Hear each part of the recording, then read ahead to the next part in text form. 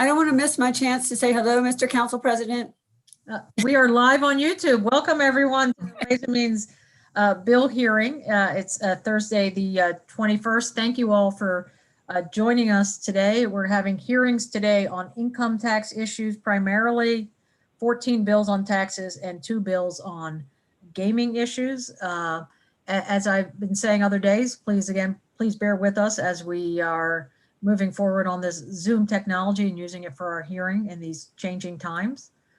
To all the people who are testifying in our waiting room, please, your name must match the name you signed up with, or we won't know who you are and won't be able to bring you in to testify. So if you have your acronym, your initials, or your organization, that doesn't help us identify who you are. After your bill hearing, you will be removed from the Zoom. You can certainly continue to watch from the YouTube channel. And if you're testifying later, just try to come back in. We're starting today with a bill from Delegate Palakovich-Carr and all of her heavy hitter people who are here to testify, and former members, not just of the House of Delegates, but of our committee itself. So that's an excitement for all of us. So we'll let you get started. Delegate Palakovich-Carr, House Bill 319. Good afternoon. For the record, Delegate Julie Palakovich-Carr here to present House Bill 319. So this is one of 4 bills I'll be presenting to the committee today around the issue of tax fairness. And this first one has to do with local income taxes. So just as a quick refresher, we all know that the state of Maryland assesses a state income tax, and that the tax rate that you pay is actually tied to how much money you make. You make more money, you pay a higher tax rate. You make less money, you pay a lower rate. Well, that's not how local income taxes work in Maryland. Under current state law, counties have to assess one uniform income tax rate for every taxpayer in their county. And we all know that flat taxes are inherently regressive and are very harmful to especially low income people. So this legislation would provide flexibility to our county partners, if they so choose, to have multiple tax rates that are tied to the taxpayer's income, just what we do at the state level. Additionally, this legislation provides more flexibility to our county partners to address their looming budget deficits. Right now, state law specifies what the maximum possible rate is for a local income tax, and that is 3.2%. However, just in the last year, we're now at a point where fully half of all counties are at that maximum rate that is set in state law.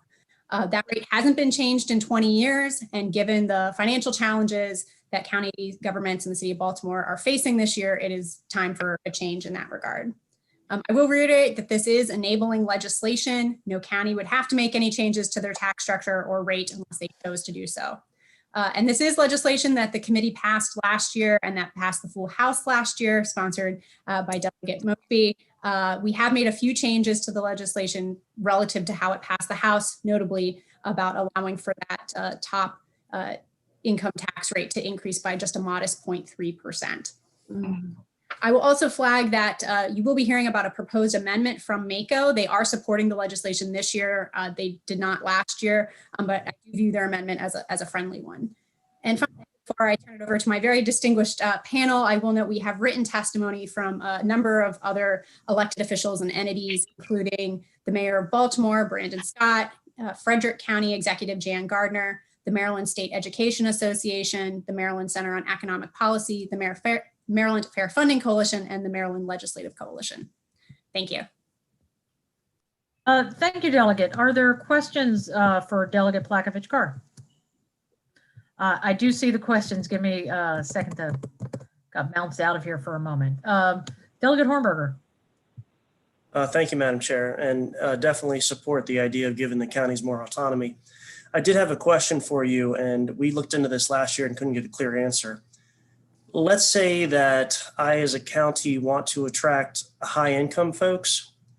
The way that the bill is written, would I be able to lower the rate on high income folks, potentially to the lowest in the state as a mechanism to attract multimillionaires, et cetera, and then increase my tax base?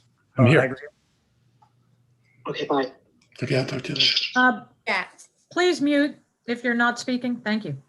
So I'll note it depends somewhat on what the tax rate is. If the county is trying to go above the current statutory rate of 3.2%, they can only go higher on the very highest tax brackets. Currently, it'd be individuals or couples who are making more than $500,000 a year. I think otherwise, I'll send it to you in a text, I think, Delegate Hornberger, but I'm looking for the exact line. I'm fairly confident we did include a line.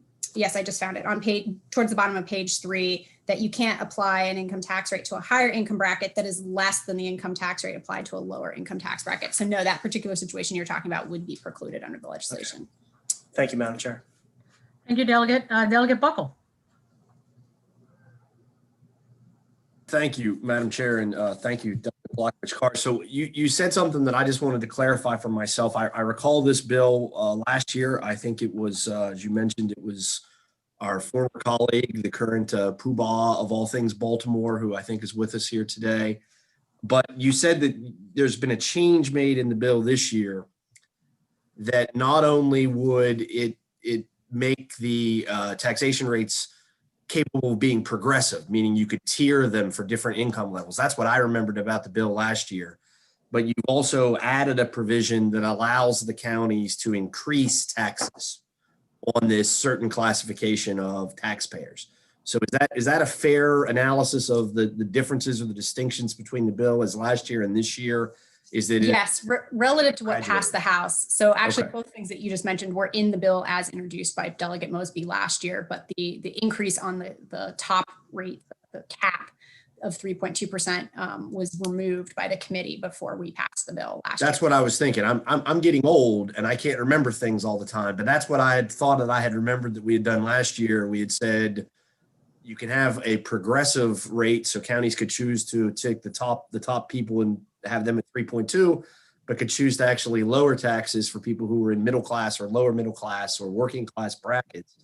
But your bill as filed says, in fact, we'd be giving the counties the ability to raise taxes on a particular bracket. Is that right? Only on the very highest tax bracket. And, for this year, I felt like it was worth having the conversation around that again, just because the financial circumstances of our county governments is completely different than where it was at a year ago. A year ago, I think probably every county was looking at having a pretty rosy outlook. And that's Right. not the case for this year. Yeah. So. I mean, I just say if we keep selling winning lottery tickets in Allegheny County, we're quite a windfall from what we heard today. So now that's an aside. Thank you very much. That answers my question. You might want to just raise it temporarily for this past week. Yes, just on that one person. Exactly. Delegate Feldmark. Thank you, Madam Chair. And I just wanted to clarify, following up on that last question, Delegate, I believe you mentioned that a number of jurisdictions are already at the statutory cap. So if a jurisdiction is already at the highest level, the only way to provide a progressive tax structure without being revenue negative for the county would be to have some flexibility to increase that top level. Is that? That's exactly right. Yeah, the bill is Okay. passed by the House and this committee last year would have allowed counties to have lower rates for some groups, but it would have cost them overall in terms of lower revenues. Okay, thank you. Thank you. Any more questions for Delegate Palakovich-Carr? If not, we'll start with the two county executives here, starting with Stuart Pittman, County Executive from Anne Arundel County. You have to unmute yourself. Never get that. Well, thank you, Chairwoman Kaiser and Vice Chair Washington, and particularly Delegate Julie Palakovich Carr for introducing this year. And I want to thank Nick Mosby last year for carrying the water and now being with us as a local jurisdiction with a real incentive to do this. I want to say that in Anne Arundel County, we are at 2.8, so we're not one of the counties at 3.2. We could have used what was introduced last year to create the progressive structure. There are about half the counties in the state, as you know, that are at 3.2 who would not have benefited unless they were willing to reduce revenue. And to say that we can increase for folks at $500,000 or $600,000 if it's a family, up to 3.5. Really, what we're saying is their income above that level. So their first 500,000 or 600,000 would still be taxed at 3.2 if that was the rate for that group. So the real rate for those folks would be pretty close to 3.2. But for our county, we ran the numbers and it looked like we've got some charts, I think, in our testimony that you can look at for different scenarios. But, if we did for that small group, it's 1.4% of our population. So it's really the 1% who would go above 3.2. And that group, if we raise them to 3.5, that would give our county about $16 million. We could take half of that to lower taxes on the 98.6% and the other half to help fund some things. We could use all of that to lower taxes on the people, the 98.6%. We would have that kind of flexibility.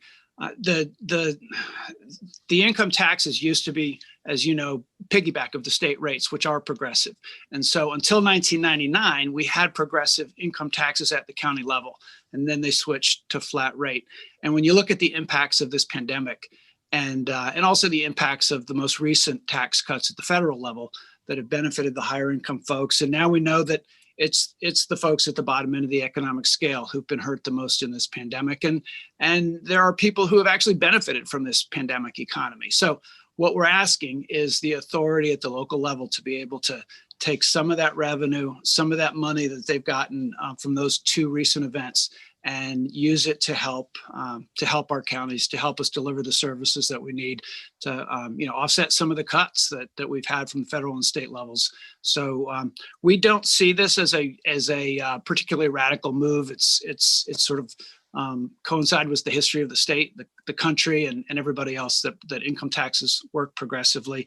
And we think that now is the time to do this. We were really pleased that MACo supported it this year. We were really pleased that last year that the earlier version of the bill passed through the House. So we expect to have a lot of bipartisan support for this. It's the way that I believe we ought to be doing our taxes. Thank you, Mr. County Executive. All right, moving next to my County Executive, Mark Elrich. Good to see you today. Hi, good afternoon, and thank you very much for giving us an opportunity to speak. For the record, I'm Mark Elrich, Montgomery County Executive. I'm very pleased to be here with my counterpart and colleague from Anne Arundel County and other colleagues to urge your support for this local income tax measure. It would allow counties who participate in creating a more progressive tax system for Marylanders. Progressivity in taxes has been, one of the hallmarks of taxation for many, many years, and Maryland got slightly derailed, some time ago, and it's time to relink progressivity with the local taxes as well as with the state taxes. And I'm really pleased that the House took this bill seriously last year. And unfortunately, the clock ran out. The bill would authorize a maximum tax rate to 3.5%. Montgomery County is already at 3.2. So for us, our gain would be more marginal in the sense we don't have as much room, would not have as much room to go as many other counties have.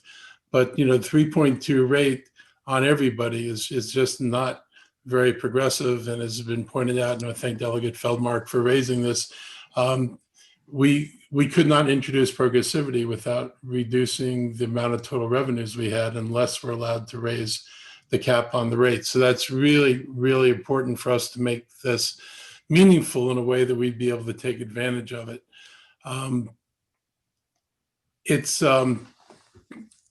It is obviously the state income tax is applied regardless of how much you make, and that's just not progressive. We know, and as Stuart said, that folks in lower income groups have seen almost stagnant wages for the past 30 years. And, to be at the highest rate in Montgomery County, while folks who've seen the greatest gains of income are paying at the same tax rate, is just fundamentally not fair. Like Stuart, we'd be able to use this money to reduce rates on the vast majority of county residents. Somewhat, we would be in a better position to fund the school system, as well as meet a number of our other needs as the county turns toward embracing the notion of racial equity on an active basis. that actually means you have to do things. And the things you have to do don't come free. If we're going to have a more equitable system in terms of healthcare, if we're going to provide educational opportunities, or, for example, internet connectivity to communities that aren't able to afford internet connectivity when it comes from the standard ways this is delivered, we're going to need revenues to be able to do some of those things. And for the county to continue to be trying to raise those revenues out of the closed box that we're working in is just extraordinarily difficult. So I'm very pleased with Delegate Polakovich-Carr's bill. It moves us in the right direction. I hope you will pass this. It will help, all the counties, I believe, that choose to take advantage of this. And I really do think it reflects the core values. I mean, this legislature has taken some mighty steps toward addressing issues like equity in education and healthcare over time. And this would just be I think, a really significant arrow in your quiver, or a thing of note that you will have done in terms of making Maryland a more progressive and just state, and enabling us at the same time to deal with some of the underlying problems that we are pretty much handicapped from being able to do right now. So thank you very much. Thank you very much. To members, our next person testifying, if everyone wants to take their mute button off so we can give a proper Ways and Means welcome back to Council President Nick Mosby, and say, on your election and your position. And it's great to see you again. Everyone's excited to see you. So glad to have you today. Well, it's always great to be home, particularly with my Ways and Means family. For the record, this is Council President Nick Mosby, here to present on House Bill 319, Local Tax Relief for Working Families Act of 2021. Madam Chair, Mr. Vice Chair, and former colleagues, as you know, this was a bill that we were able to work on last session and pass out the House. It is a bill that is an enabling bill for local jurisdictions to basically have the same autonomy that the state and federal government has by developing a progressive tax bracket for its residents. We understand and know the impact of COVID-19, but more importantly, when we talk about the impact and we apply a socioeconomic and racial lens to it, this bill is exactly here at the right time to help provide for some of those needs. We know our essential workers, the folks that are catching buses, that are in a mass transit system that has been dwindled because of the effect. We know that these are individuals that are working 2 and 3 jobs while their children are home, dealing with virtual learning issues. We understand and know the food insecurity issues, the housing insecurity issues, the mental health issues, as well as substance abuse issues that are directly related to the current times associated with COVID-19 and will be with residual effects of that. This enabling legislation will allow the flexibility of cities like Baltimore and all throughout the state to provide additional relief for those individuals while providing an equitable as well as progressive tax system. I share a sentiment of support for this bill by the amazing Delegate JPC with my partner in progress here in Baltimore City. That would be Mayor Brandon Scott. This is, again, a bill that is timed right. This is a bill that is critically needed. As the county executive from Montgomery County stated, when we talk about the core values of the Maryland General Assembly, we talk about the intersectionality of where we are at right now. That's why this bill is so important, and that's why I wanted to come out and testify. So again, to my colleagues on Ways and Means, I absolutely miss each and every one of you. I know you're going to have an amazing session. I know you're going to do amazing work, and thank you for this opportunity, Madam Chair. Thank you. Thank you. Always a pleasure to see you. And another back home from former member of the House, we have Council Member Tom Hucker from Montgomery County. Thank you so much, Madam Chair, Mr. Vice Chair, members of the Ways and Means Committee. I'm Tom Hucker, President of the Montgomery County Council, and I'm here with Council Member Jawando to express our County Council's support for HB 319. I need to begin by thanking our own Delegate Julie Polakovich-Carr for her leadership, and Delegate Mosby last year, and for this committee for your leadership passing this legislation last year. Local jurisdictions should obviously have the flexibility to set our local income tax rates and to do so in a progressive way. You all are the tax experts in Annapolis. You're very well aware that progressive taxation is fundamental to achieving fairness and effectiveness and equity in tax policy by allowing the most successful taxpayers to contribute proportionally to the maintenance of a society that has greatly benefited and rewarded them, while allowing those least able to afford it to cover their household expenses and save for the future to be less burdened. Yet the state's income tax policy does not yet allow counties to adhere to that basic tax principle. Progressive tax policy has long been a good idea, but it's especially important over the last 30 years since income and wealth disparities have greatly increased for well over a generation. At the same time, aid to low-income families from the federal government and to local governments for the services that they rely on has dropped dramatically. The Trump administration tax cuts have greatly exacerbated this long-standing trend. And county leaders, I tell you, we can handle the important responsibility of setting our local tax rates. Like all of you, county leaders are duly elected professionals. In Montgomery County, we wisely manage a $6 billion county budget, and we've maintained a AAA bond rating from all 3 rating agencies as long as they have had bond ratings. We can be trusted to do the right thing for our county. The state should give us the basic discretion to mitigate the impact of unfair and unwise federal tax policy. We should no longer be required by the state to tax the haves and the have-nots exactly under the same rate. And during this pandemic, we especially need this flexibility. COVID-19 has brought us the worst health crisis since the Spanish flu and the worst economy since the Great Depression. We know that the effects of this pandemic, especially the fiscal impact, are going to be felt for a long time, and we need to have the necessary tools to ensure an equitable recovery for all. The recovery is actually going quite well for the wealthiest in our society. The stock market is at record levels. Tech companies and many executives are making more than ever, while low-income workers have been devastated in this economy. So I strongly believe that Bill 319 will serve as a tool in the toolbox for local jurisdictions as they evaluate the best ways to help our working families fully overcome this economic crisis. As local jurisdictions seek to close budget gaps and meet the increasing needs of vulnerable residents and businesses, we need the flexibility to ensure we can equitably increase revenues. If not, we're going to be forced to cut much needed programs. HB 319 will help us by giving us the autonomy regarding our tax structure. By creating multiple tax brackets, a county would have the option to provide tax relief to low and middle income residents in a revenue neutral way. Progressive taxation has long been a core principle of a fair, Councilman effective, Hucker, equitable system the of time- taxation. the I timer's urge up. you for a favorable report. Thank you so much. Thank you. Please, everyone, pay attention to the time, mostly in the top left corner there. Right, thank you. Next, we have also from the Montgomery County Council, Councilman Will Juwando. Welcome. Thank you, Chair Kaiser. I will abide by the time limits. Good to see everybody. Appreciate the support across the state, and to Delegate Julie Polakovich-Carr. It's been great working with you for the past couple of years on this. What a difference a year makes. Hopefully we can get this across the finish line again. I'm Will Juwando, council member at large in the county, representing all 1.1 million of our residents. Happy to support Bill HB 319. And I'm glad at my urging this year, the county has included support for this authority to set different income tax brackets as a priority for the county in this year's General Assembly. Federal state governments already have this authority, as was mentioned, and I'm glad that MACO is supporting this this year. The next set of comments are from me. And wealth inequality has been more and more pronounced across Maryland and across our country and across the globe. A 2017 report from Oxfam found that the richest 1% in the world control 82% of the total wealth.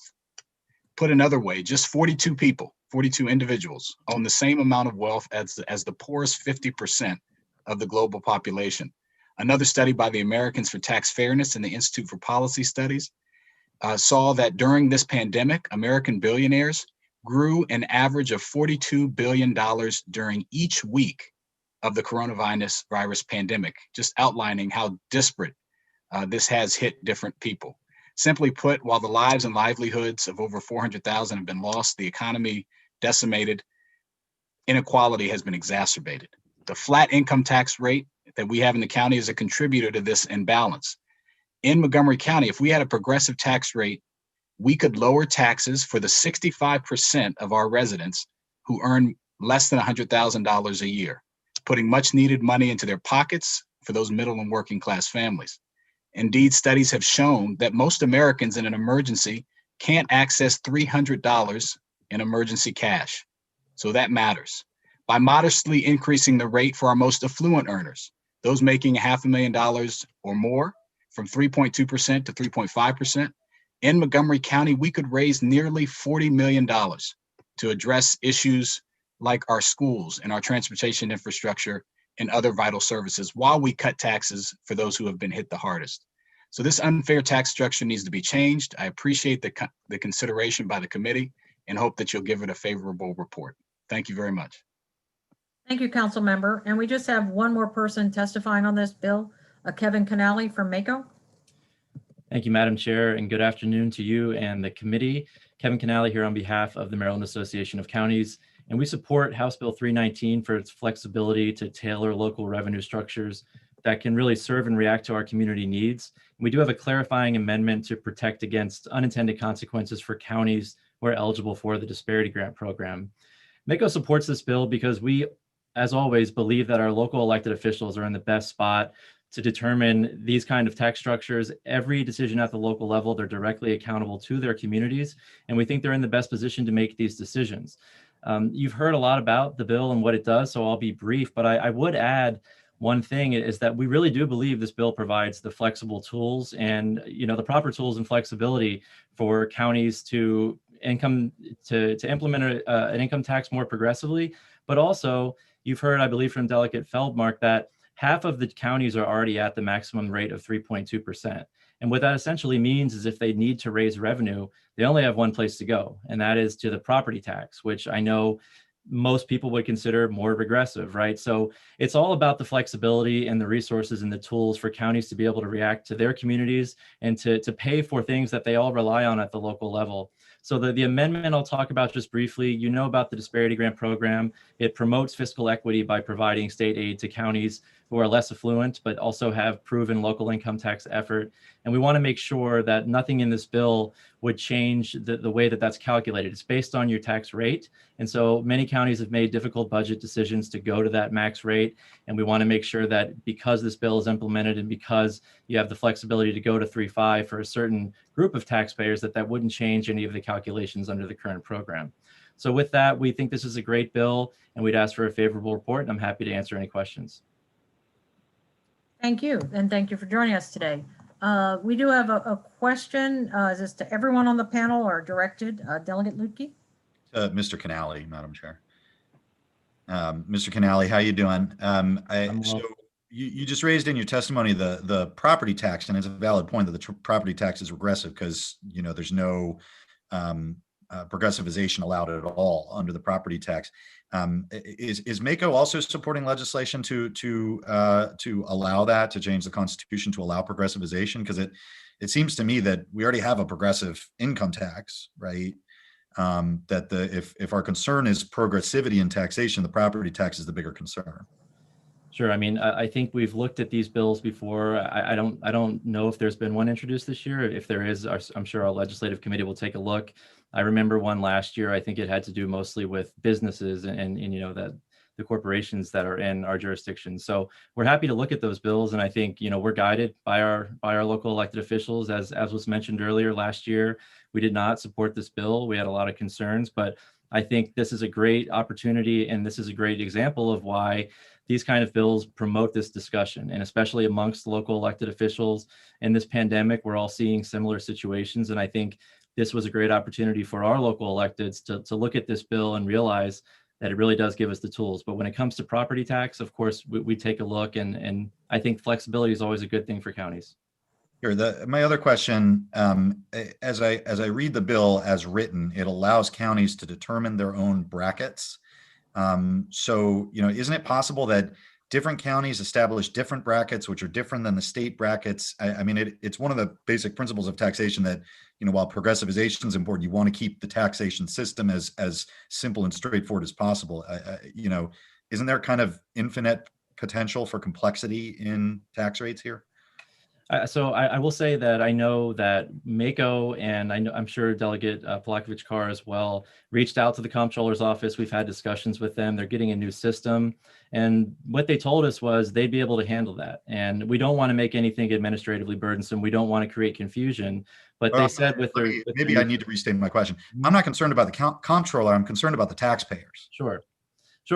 We definitely want to avoid that. And that's something we can talk about. But again, I think that we can trust our local elected officials to make sure that doesn't happen. Nothing in the bill says we have to create different brackets. It just gives us more flexibility. So I think that we can trust the counties to do the right thing, make sure that any concerns that their constituents have when it comes to the brackets are addressed, and those concerns can be handled at the local level. Thank you, Madam Chair. Thank you, Delegate Lukey. Delegate Buckle. Thank you, Madam Chair. Just briefly, Mr. Canali, maybe I don't want to quiz you, and I think this is included in the fiscal note, but I wanted to clarify this. The bill not only discusses what the cap rate would be, what the high end would be, which under current law is 3.2, would allow it to go to 3.5 for a certain bracket. But the current law says that the floor that the counties must employ is 1%. And this bill would say the floor must be 2.25%. As someone who is not ever typically in favor of really raising taxes, that gave me some concern.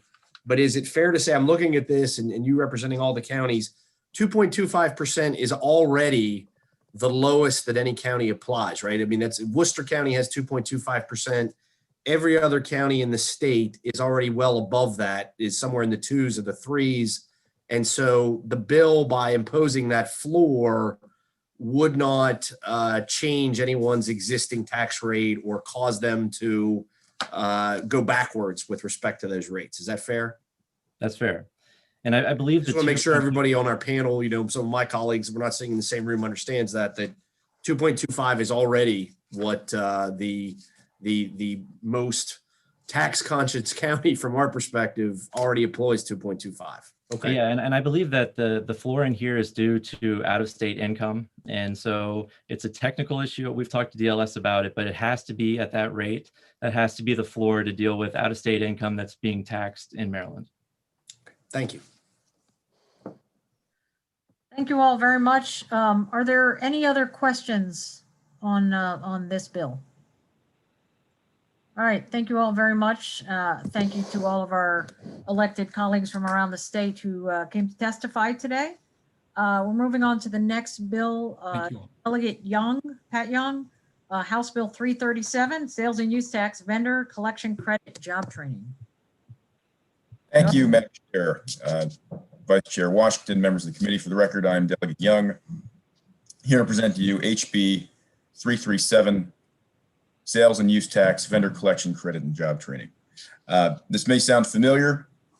We presented it last year, and you have my testimony. I just want to bring up, so you can, if you'd like to, but I want to make sure that there's a narrative here that we presented last year that you all should be aware of, that I've been educated over the last 3 years about this. You'll notice that simply, the bill would allow qualified job training organizations to keep the sales and use tax currently remitted by the state through the sale of donated goods. You'll notice that the drafting is very specific. It is narrow on purpose to have a limited fiscal impact related to what would be remitted and what the credit would look like. You'll notice that it's only $250,000 a year. It's capped at that. That would be eligible to be kept by the organization to then be used for job training programs. And when I say used for job training programs, I don't mean standing one up. I mean using and improving and expanding the job and the works that they're already doing and have results for. In 2019, the Baltimore metropolitan region alone, through job training, through the Goodwill organization, helped 1,405 individuals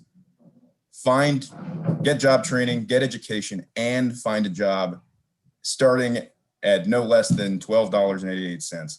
And this committee knows better than anybody else in the legislature what the fiscal impact is of taking 1,400 people that don't have a job or that are underemployed and then getting them into the workforce and creating a fiscal impact related to their wages.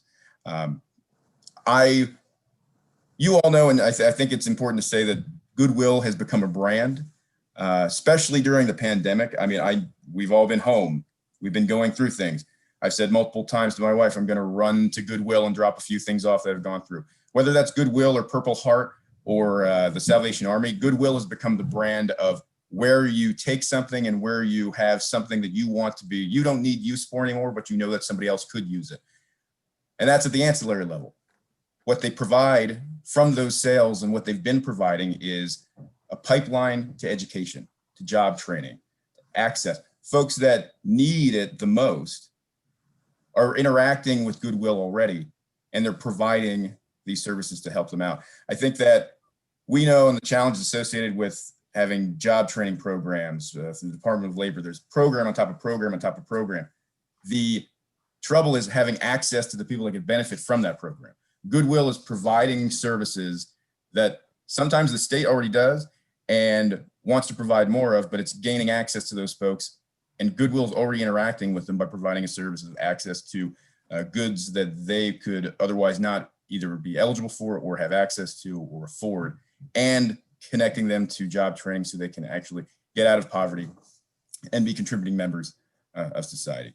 So I appreciate the opportunity to present this bill again. I'll mention that last year we introduced it. We had a cross file with Senator Gazzone. It did pass the Senate with amendments. The fiscal note says that there isn't a cross file, but there is cross file SB 257 this year, again with Senator Gazzone. Looking forward to engaging with the committee as we go forward. I believe we ran out of time last year after it passed the Senate, but I urge a favorable report and I thank you for your time. Thank you, Delegate Young. Very good to see you. Since your team cheated us at that fundraiser last year in competition on who had the best trivia team. So I hope that doesn't reflect poorly on my piece of legislation, Madam Chair. you brought in ringers. First person to testify is Lisa Rosniak. I apologize if I didn't pronounce your name correctly. It's okay. Thank you. Thank you. Good afternoon, Honorable Chair Kaiser, Vice Chair Washington, and members of the committee. I'm Lisa Rosniak. I'm President and CEO of Goodwill Industries, and I'm honored to speak to you today in support of House Bill 337. I am just hitting my 24th year at Goodwill. I've been CEO since 2012 and held various positions in the organization. And I feel like this is not only a job, but it's my passion. And I often say it's, my goal is to eliminate poverty throughout our communities and throughout our state. And although it might seem like an impossible task, I truly believe in the work of Goodwill and other workforce agencies that are the keys to eliminating poverty by giving people a chance to get a job and to get training. With the challenges of 2020, our workforce development services are needed more than ever to assist individuals impacted by the pandemic in returning to the workforce. We've moved all of our training programs virtually, expanding our reach across the entire state. And if this bill is passed, we can obviously increase the impact in our community by providing access to critical resources. In addition to adult education, apprenticeships, job readiness training, and create a workforce pipeline for middle skilled employment, resulting in stronger communities and an overall economy for the state of Maryland. While I love statistics, I think that the human impact is really where our power is. And we recently had a student, Stephanie, who had enrolled in our pharmacy tech program, which we have in partnership with CVS in February.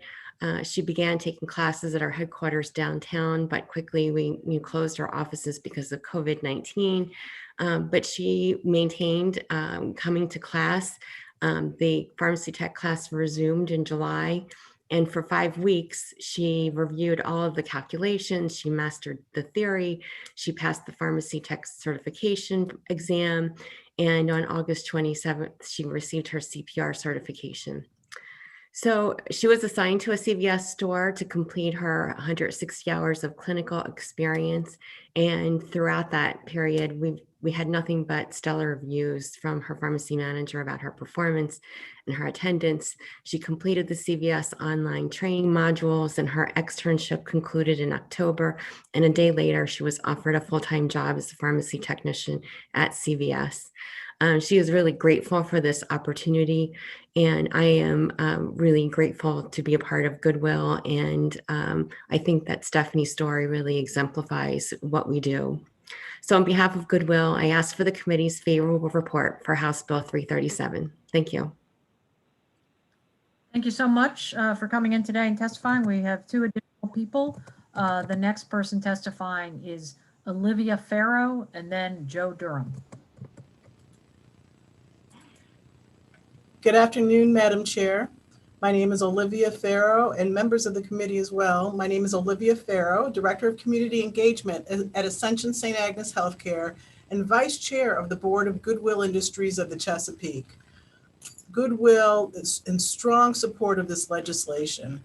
As you've heard, in addition to our workforce development services, which you've heard are doing such wonderful things, Goodwill's ultimate goal is to open the Excel Center in Baltimore City, an adult high school that would allow individuals 21 years of age and older the opportunity to obtain their high school diploma through an accelerated 2-year program while simultaneously engaging in job training. This educational attainment pathway would increase access to apprenticeships and employment opportunities. Data indicate that there are more than 82,000 people over the age of 25 in the city of Baltimore without a high school diploma or GED. The unemployment rate for this segment of the population is 20.7%. In June of 2018, MSDE and Department of Labor approved our application to open the Excel Center. Its concept is unlike any current adult education program in Maryland because it's not a program, it's a school. Students will attend classes as prescribed by a curriculum approved by MSDE. Remedial and basic high school coursework will be balanced with tangible job skills training and dual college credit level coursework. The center will have childcare for children of all ages, and the Excel Center will also address critical non-academic barriers to employment opportunities like transportation, reliable housing, and mental and physical health. This is a proven model. Overall, Excel Centers have now graduated more than 6,300 students since its first school opened 10 years ago in Indianapolis. There are now 31 schools across 5 states and the District of Columbia. Attaining a high school diploma increases a person's income by an average of $9,000 per year. This tax credit would provide financial support toward operationalizing the Excel Center model in Maryland. So we urge a favorable report on House Bill 337. Thank you so much for allowing me to testify today. Thank you. And then Mr. Durham. Thank you, Madam Chair, and good afternoon, and to all members of the House Ways and Means Committee. My name is Joe Durham, Regional Executive at Fulton Bank and Chair of the Board of Directors of Goodwill. Whoever has their mic on, please mute, besides Mr. Durham. Thank you. Thank you. Goodwill Industries of the Chesapeake is a very strong supporter of House Bill 337. The purpose of this bill is to allow for qualified job training organizations to keep the taxes that are currently remitted up to $250,000 to the state through the sale of donated goods, permitting them to further invest in their communities through workforce development programs. This bill would impact residents throughout the state of Maryland, and by allowing qualified job training organizations to increase their capacity by providing access to quality remedial education and pre-apprenticeships and access to in-demand skills training and careers. Goodwill is a nonprofit organization that operates 32 retail stores and 5 career centers in Central Maryland and the Eastern Shore. Our career centers provide a continuum of skills training and career placement services for those seeking employment, and in particular those who have the biggest hurdles to overcome when looking for work. Our retail stores provide the majority of the funding support for our workforce development programs. As was the case for all of us, 2020 was a very challenging year. With unemployment numbers growing across the state, now more than ever, our communities need access to workforce development services. As we enter our 102nd year of service, we will continue to increase the impact of the workforce development services we provide, and House Bill 337 will help us do that. Even when faced with the limitations due to the pandemic, nearly 1,400 people went through our intake assessment process in 2020. 60% of those folks were unemployed for 90 days or more, and 35% had less than a high school diploma. Yet, Goodwill Program participants filled more than 850 jobs with employers throughout our territory with an average wage of almost $14 an hour. Goodwill services include job readiness training, job placement and retention, remedial education, skills training, and several pre-apprentice programs. We added remedial education and skills training to our portfolio of services to help participants gain access to middle skill jobs. We've placed a focus on two growth industry sectors, healthcare and construction. Through partnerships with CVS Health and Baltimore DC Building Trades, we have established pre-apprentice programs for pharmacy technicians and the construction trades, respectively. Both of these partnerships have yielded over 90% graduation and job placement rates. In addition, in partnership with Microsoft, we have expanded our digital skills training to include Microsoft Technology Associates certification. This tax credit will help move families in all of our communities out of poverty and into prosperity, help to provide a prepared workforce for the state, and thus improving our overall economy. We strongly urge a favorable report on House Bill 337. Thank you. Thank you. Thank you all for the work you do directly helping people who need you on the front lines. Do we have any questions for the three witnesses who just testified? All right. Thank you all. Thanks for coming in today. Appreciate your input. Thank you. Questions. We're done with the hearing on House Bill 237. We have Delegate Mike Malone with two bills. Whichever one you wish to take first, Delegate.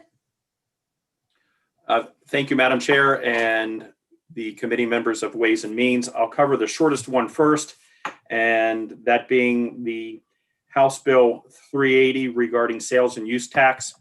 This is easily understood. The purpose of this bill is for it to be much like the clothing sales tax exclusion prior to the school year beginning, but to have it applied to school supplies. We've heard much discussion from the county executives about how painful the pandemic has been and how it's hurt those who can least survive, the economic damages that have been inflicted. This would provide a, small lift to families who have school-age children and providing, a 6% benefit when they purchase school supplies, when we hope that children will be returning to brick and mortar schools next fall. I think you can understand the concept, and I would ask for a favorable report on House Bill 380. Thank you, Delegate Malone. A question from Delegate Lutke. Thank you, Madam Chair. Delegate Malone, how you doing? It's good to see you. Good to see you. So a couple questions here. You mentioned the fact that a lot of people are in need, but there are a lot of people who aren't in need. Is there any differentiation in who would benefit from this based on income? There is not, partly because I think from a practical standpoint, I'm not sure, retailers could handle such, a task. I don't know how that would be handled. So there is no differentiation. Gotcha. And then the portion that says textbook means a book written, designed, and produced for educational, instructional, or pedagogical purposes. So, pretty clearly like a calc textbook would count. But if somebody's, taking, say, an English class and they have to read To Kill a Mockingbird, would you not have to pay taxes on that? I would certainly hope so. And I would certainly be open to any amendments that, make it clear that that's the case. So this exemption would essentially apply to pretty much any book which could be used in education. I think it could certainly be interpreted that way. Once again, I'm just trying to provide some small help to people. If that would be too onerous on retailers to make that determination, once again, I'd be open to an amendment to that effect. Gotcha. Okay, thank you. Thanks for the bill. Thank you. Thank you, Delegate Malone. Push the one. Is there another question? Okay, thought I saw somebody jumping in for a question. Delegate Malone, your next bill, House Bill 351. Yes, once again, thank you, Madam Chair and committee members. This bill, 2 years ago, I brought, and the purpose of this bill is to double the tax deduction that can be taken on our state taxes for those who make contributions to 529 plans. To provide a bit of history of 529 plans here in Maryland, they began in 2001. And in 2001, if you had a first grader and you started thinking about the fact that you hoped your first grader would go to college, at that time, you can contribute approximately $2,500 a year and make that contribution for 10 years. And certainly under the prepaid 529 plan, that would then guarantee that your child could attend any state school and the tuition would be paid. Now, with inflation, that same formula, if you have a first grader now, the amount that must be contributed to make sure that that first grader you have now, when they finish high school and can attend any state school, is nearly $6,000. So obviously that is more than double the amount that it was in 2001 when this legislation was originally enacted. So the purpose of this legislation, among other things, is to basically provide the deduction to be able to keep up with the cost of state tuition. Furthermore, I'm sure we're going to hear a great deal of discussion in the national debate about the harmful effects of student loans on students. Now, from a policy measure, I'm much more of a fan of a carrot to encourage people to never be in that difficulty. And this would provide a mechanism so that families and the students don't get in that bind. It gives people to control their own fate, to control their children's fate, and enable them to save, and therefore not, when their child goes off to college, to potentially be in a spot that maybe they're actually in the same cash flow position, or maybe a better cash flow position than they were before their child went off to college. A few other facts that many of you probably have heard. College debt in the 1990s, the average college debt was about $10,000. Now the average college debt is nearly $40,000. I did research on this just over a year ago. The total amount of college debt was $1.5 million. Obviously, that number has grown, so we're nearly approaching $2 million in student debt.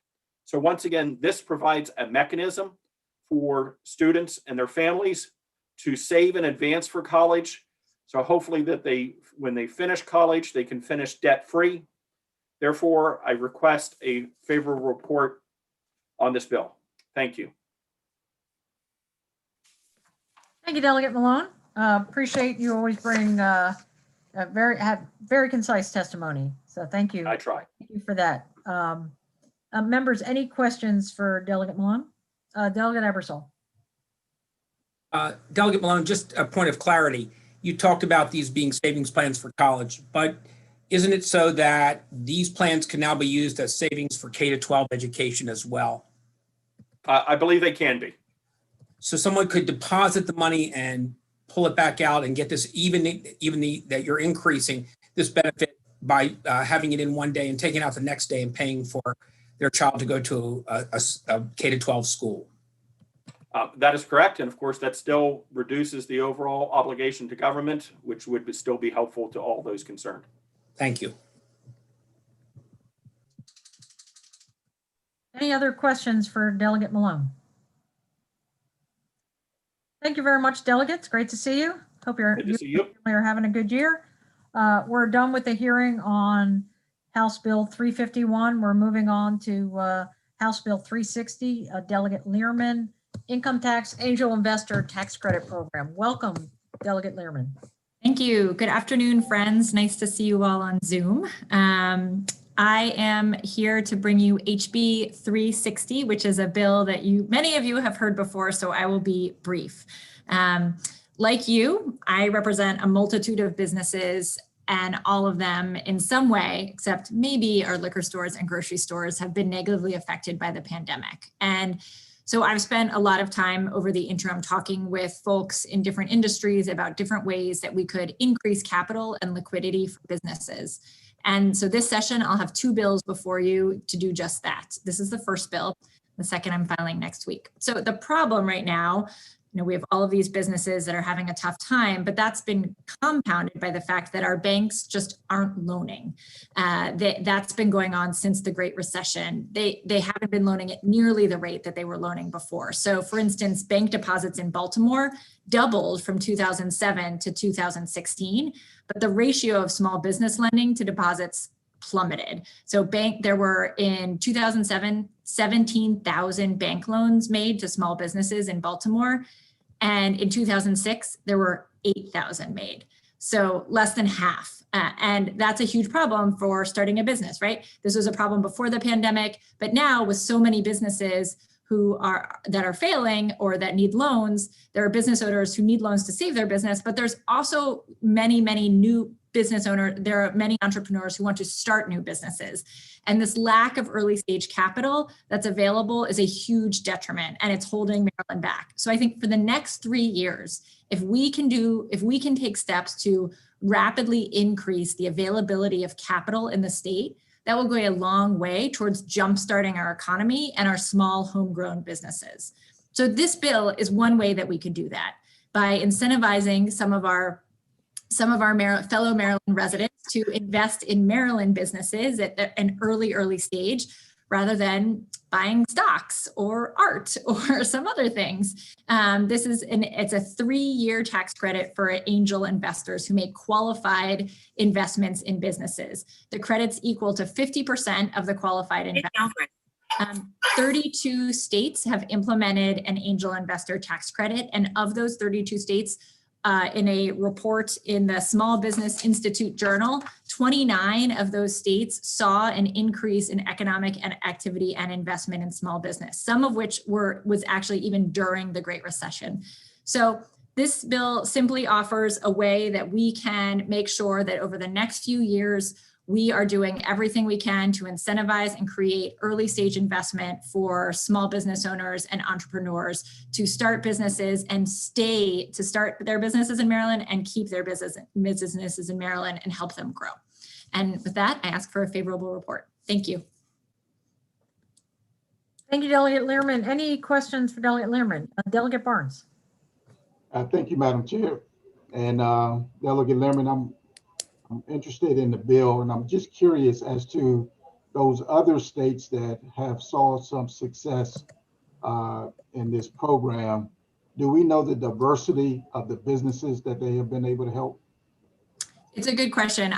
That's not addressed in this report that I have, but I can look around and see if there's been other studies done on that. I don't know off the top of my head, but I think you raise a really good point. And I think one of the things that we should be looking at as we think through this bill or other bills on how to make sure that there's ready capital is what we can do to make sure that Black-owned business owners, that business owners, African-American business owners, Latino business owners are able to access those funds. Certainly, there's been huge problems with the PPP loans getting to Black-owned businesses. And so, if there needs to be a disparity study done to demonstrate the need that exists for Black business owners, then I think, I would certainly support efforts to do something like that so that we can make sure that we're targeting these kinds of programs where it's needed. Yeah, that's my only concern is, once this money is raised, how can we ensure that it's actually going into the hands of those that need it the most, especially those that are in hard impact areas and people of color. Yep. So I think if there's some information that we can do or you can provide for that, that will be greatly helpful. Sure, I absolutely agree. And I share the same concern. When I tried to do a set aside for Black-owned businesses, I was told equal protection clause issues there, Delegate Lehrman. So, but I absolutely agree. Thanks. Thank you, Madam Chair.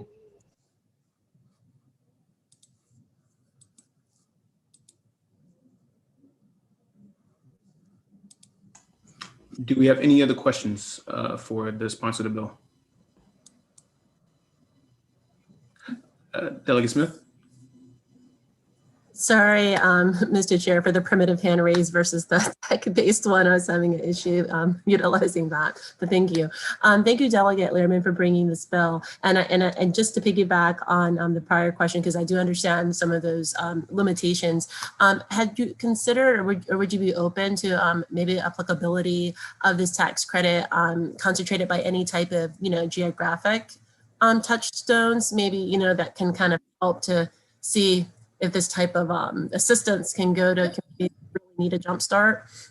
Yeah, absolutely. I think I certainly defer to the committee, but absolutely. I'll say, I've talked with Charlotte Davis from rural Maryland, and I think there's parks in Salisbury, and I think there are pockets all over the state. At one point, I was trying to figure out if I should. I was talking with George, the DLS analyst, about whether we should use like empowerment zones, or if there was some other way that was race neutral but would help us make sure that we're targeting areas where people are where companies are having a hard time attracting capital and investment. So I am totally open to that, and would welcome a discussion or help trying to determine what would make the most sense. Thank you very much. Yep. Thank you. Any other questions for the sponsor? Seeing none, thank you, Delegate Lehrman. We're going to the first. We're gonna go to the first speakers. The first speaker we have here is Leonardo McClarty.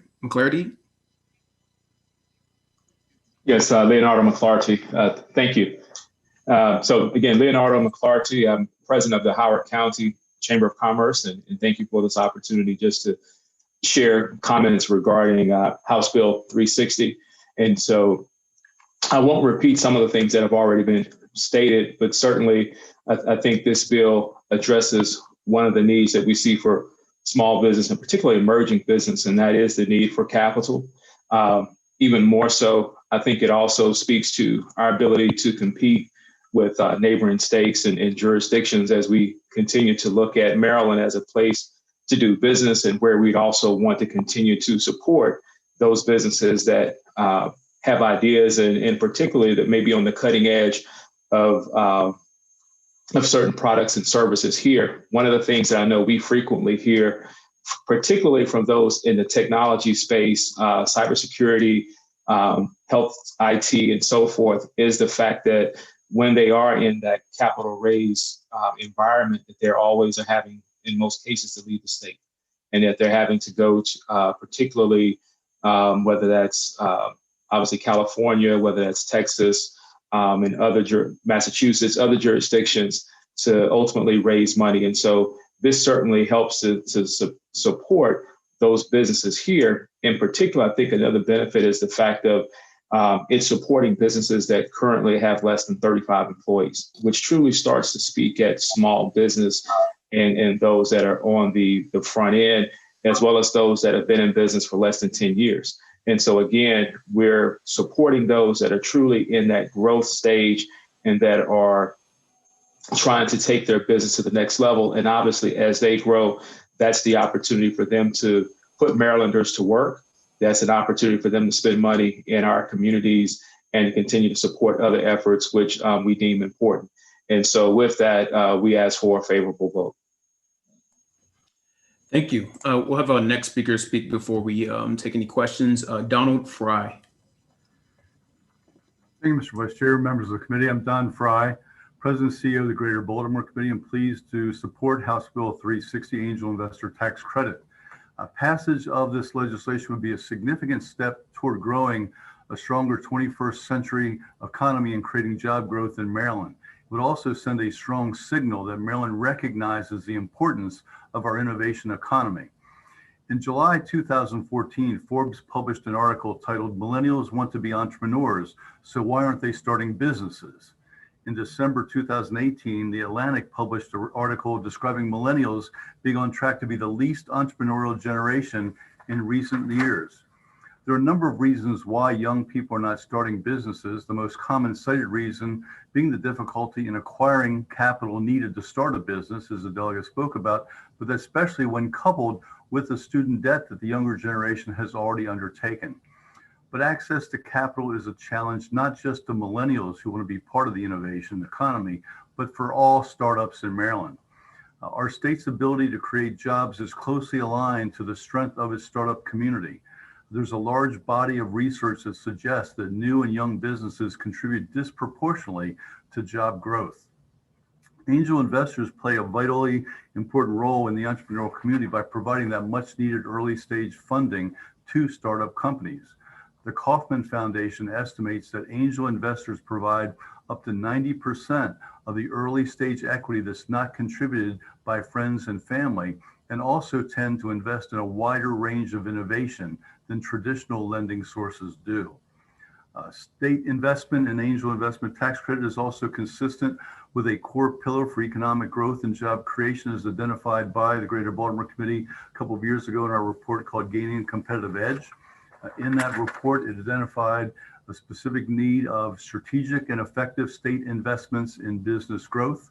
Specifically, investments would include competitive and effective tax credits, business development incentives, and tactical initiatives to nurture private investment and industry growth. So passing this angel investment tax credit bill would be a smart investment that is going to deliver dividends in terms of economic growth and job creation for years to come. We thank Delegate Learman for her leadership in this matter and urge the committee to give a favorable report on House Bill 360. Thank you. Thank you. Any questions for these witnesses? Seeing none, thank you very much, you all. And thank you, Delegate Learman. Good to see you. The next bill we'll have up is HB. Mr. Chairman. Oh, do you have a question? Delegate Barnes, you had a question? Yes, sir. You got to speak up, man. You got to speak up. Go ahead. This question is for either Leonardo or Donald, and it goes back to my first question to Delegate Learman. My concern with this is the integrity of the tax credit program itself and ensuring that minorities or Black-owned companies would have an opportunity to participate in such a program.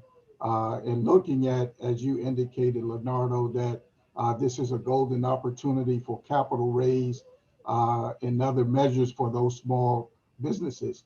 But I am concerned in regards to the racial makeup or racial bias when it comes time to dole out those funds. What would you do to ensure the integrity of the program itself? Thank you, Delegate Barnes. And that's excuse me, a great question. And certainly it's an important issue that certainly we are well aware of. I think the first thing is that at least some of the things that come to mind is one, making sure of I think an outreach effort.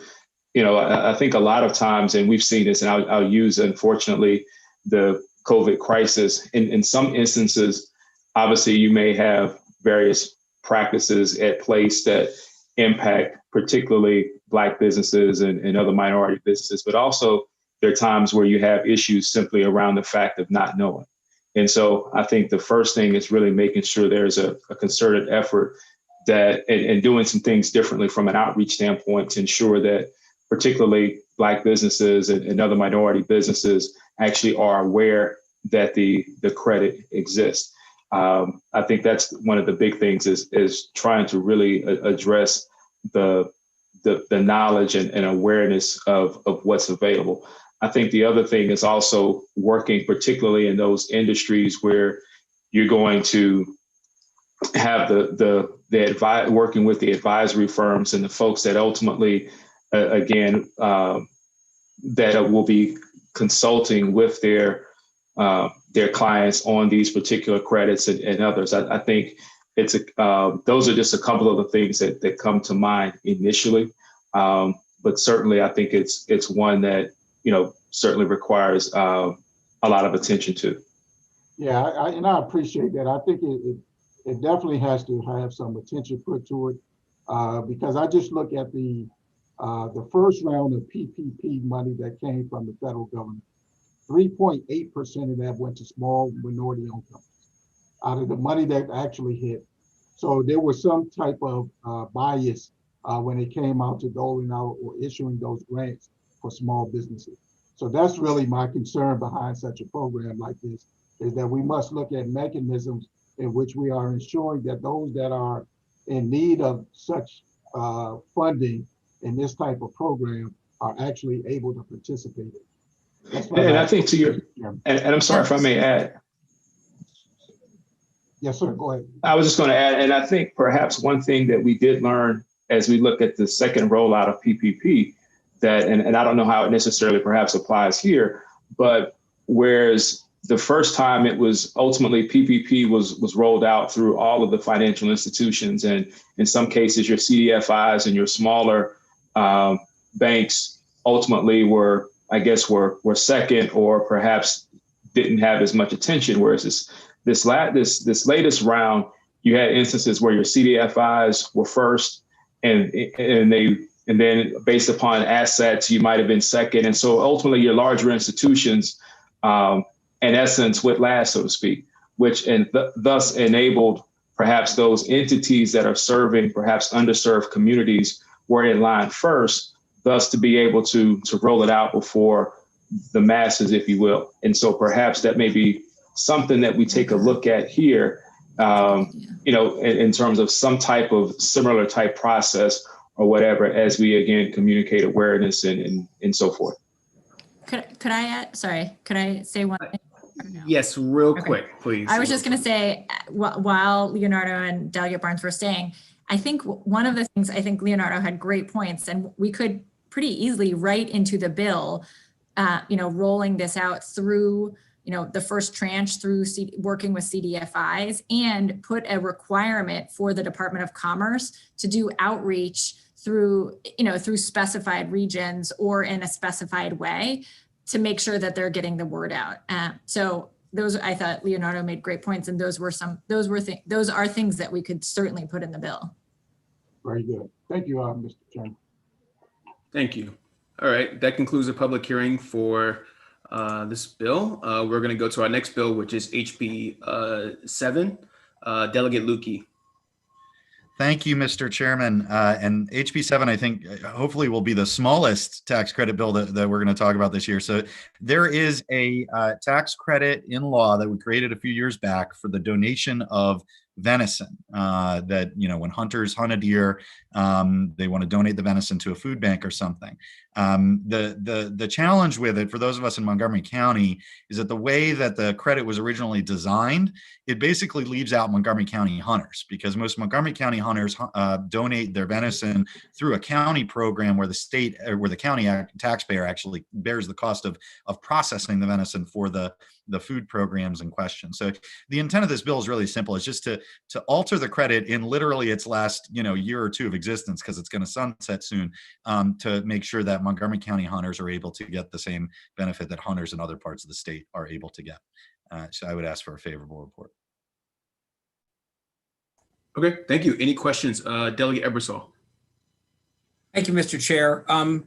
Delegate Lukey, I understand that, because I've seen it too, there's a letter of information from DNR about this, and I'm curious if you have response to that letter of information. It's a little bit baffling to me. Essentially what DNR is arguing is that this is a bounty for hunting deer, which, I'm not sure how this could be a bounty if the existing credit is not. I think my other frustration is that this bill came out of a work group in the Montgomery County delegation that met for, I think, 8 months last year, and the head of the Wildlife and Heritage Service was on that work group and didn't say anything about any concerns. And then the bill was pre-filed and introduced, and we didn't hear anything until this week from DNR, which is immensely frustrating. So I don't know what's going on at the Wildlife and Heritage Service. I mean, I frankly think that's unprofessional, but you know, I don't see why, you know, it's a concern, this bill, if the existing program's not. Got it. Delegate Barnes, do you have a question? I see your hands up. Sorry, that was from the last bill. That's what I thought. Okay, thank you. Seeing other questions, we're going to go to our sponsor, to our witness sheet here, which is we have Jeremy Chris, Mark Eakin, and Colby Ferguson. We'll take Jeremy first. Can everyone hear me? Yes, sir. We can hear you. Okay, thanks. I'm Jeremy Chris. I'm the Director of the Office of Agriculture, and I'm very happy today to speak about House Bill 7, which will help us to expand eligibility for the state income tax income credit for expenses associated with donating deer. In the Office of Agriculture, we administer a deer donation program. We've been doing that since 2004. It's a convenient way for hunters to harvest the deer, field dress the deer, and then transport the deer to two convenient locations so that the Office of Agriculture, we will pay for the costs associated with processing the deer meat into venison that is then donated to local food banks for people in need.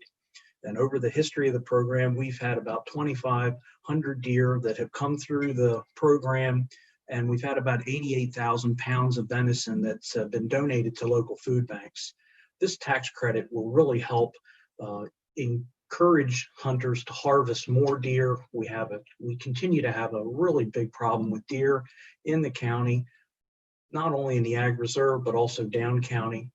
We have many hunters that actually will do bow hunting down county because fire weapons are not allowed. So bow hunting is a really viable option.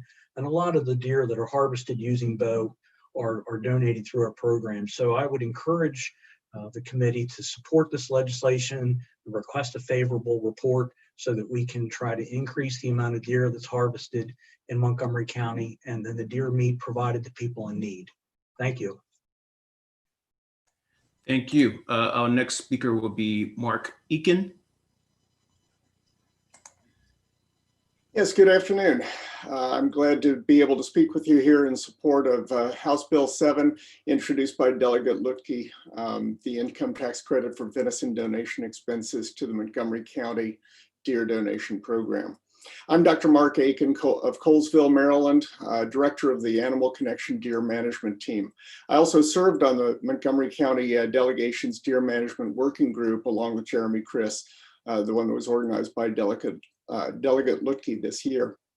We all know that the white-tailed deer numbers have been skyrocketing in Montgomery County, and we now have over 200 deer per square mile in many areas, 10 times as many deer as the ecosystem can support. This is bad for deer and people. It's led to severe damage to crops, landscape, natural ecosystems, increased deer car collisions, and Lyme disease. So more efforts are needed to reduce deer populations in Montgomery County, but at the same time, we're dealing with food insecurity issues that continue to increase, especially at this time of COVID-19. House Bill 7 is one of the valuable recommendations coming out of the Deer Management Working Group, and in this case addresses both of those problems. Since 2005, the volunteer bow hunters of the Animal Connection Deer Management Team have safely removed over 1,200 deer from Montgomery County, and there are other teams like ours in the area. Approximately half of the deer our team harvests from Montgomery County each year are donated to programs to feed the hungry. However, most donations come from only a few members. Of the 21 deer our team has donated to Montgomery County feeding programs this year, I've donated 15, and only 3 of our other 12 hunters have donated deer. The original 2018 venison tax credit was a nice idea, but only applied if hunters directly paid to have their deer butchered and then donated them to a feeding program. Montgomery County, as you've heard, has a program to directly donate deer without having to pay for butchering. No Montgomery County hunters I know of have availed themselves of this tax credit. With House Bill 7, we have an opportunity to expand this program to provide Maryland tax exemptions of up to $50 per deer and up to $200 per season for venison donations. This would help compensate hunters for their travel costs, time, bait, and equipment expenditures. Combined with the replacement of the deer donation locker that used to operate in eastern Montgomery County, I expect this program will significantly increase the number of individuals donating to the Montgomery County Deer Donation Program.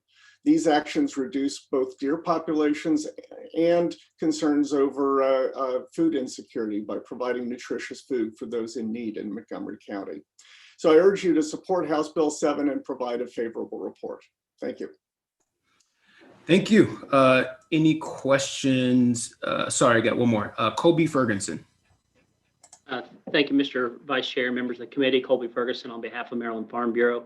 And we come in support of House Bill 7 with a slight amendment. I think it's just more of I've talked to the bill sponsor on our concerns, and I think it's just the way that it was drafted. It's not the intent of the sponsor. But first, why we support the bill, I use a screen background here just to kind of show over my shoulder the damage of deer in a cornfield in the fall, just to kind of show you why farmers really look at trying to address and curb the deer population just because of their economic damage. But more importantly, I'll spend the rest of my time just kind of clarifying where our concerns are with the way that the bill is drafted and how we think it can be fixed and still get the intent. On page 2 of the bill is where the meat of the bill is on line 8. It brackets out hunting and harvesting of, and that's basically the component that allows a hunter in the state to donate a processed deer and get the $50 donation. The way by bracketing that out and then adding it back that hunts and harvests deer in Montgomery County, the way the statute would be that only the hunters in Montgomery County would be able to do that. A hunter in Frederick County or Prince George's County or another one of the 22 counties would now not qualify for the $50 unless they butchered and processed it themselves. So we basically just want to kind of clarify that I know the intent. The intent is to get the Montgomery County deer donation program involved and allowed in the and so we took a first stab at some amendment language that I have attached with my written, and it's basically just to kind of modify that a little bit, keep it kind of similar to what the bill was or what the law is originally, and just change that the organizations that are legal to do it would be one that's exempt as a 501c3 or the Montgomery County Deer Donation Program. And I think that clarifies the issue that they're trying to fix in Montgomery County. So with that, I can answer any additional questions, but we would be here in support of House Bill 7. Thank you. Thank you.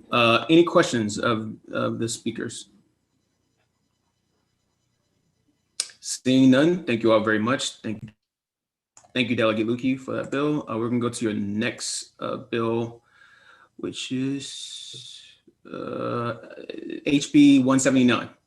Thank you, Mr. Chairman. And this one's a little bit more expensive than the last one.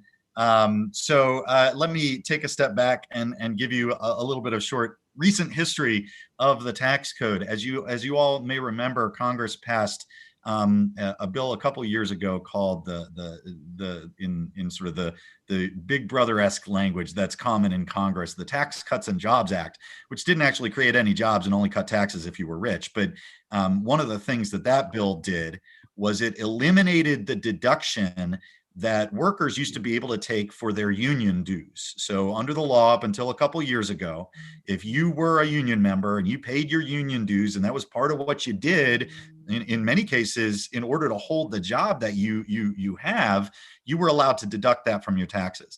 The TCJA removed that deduction. And in doing so, created what I think is a real inequity in the tax code. And I guess I can't state it any better than this. A business can deduct as a business expense the cost of becoming a member of the Chamber of Commerce, but a worker can't deduct their union dues. That's ridiculous. So all this bill does is it restores, at least under Maryland taxes, to Maryland's workers the ability to deduct their union dues from their taxes. It's, as you might expect, broadly supported by folks in the union movement. But I think it's more than anything, it's just a question of fairness. It's just about fairness. So I would urge the committee to give this bill a favorable report. Thank you, Delegate Lukey. Questions for the delegate? Jason Buckle. Delegate Buckle. Thank you, Mr. Vice Chair. And Delegate Lukey, I appreciate what you said. I guess for me, what whatever it was called, the Tax Cuts and Jobs, tax, the greatest bill ever passed, whatever people come up with the names of the bills. It didn't just isolate out or say, hey, we're just making union dues non-deductible.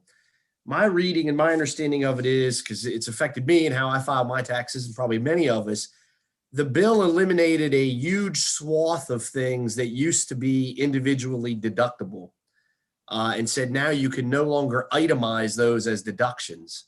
And in turn, you get a higher standard deduction. You can take more.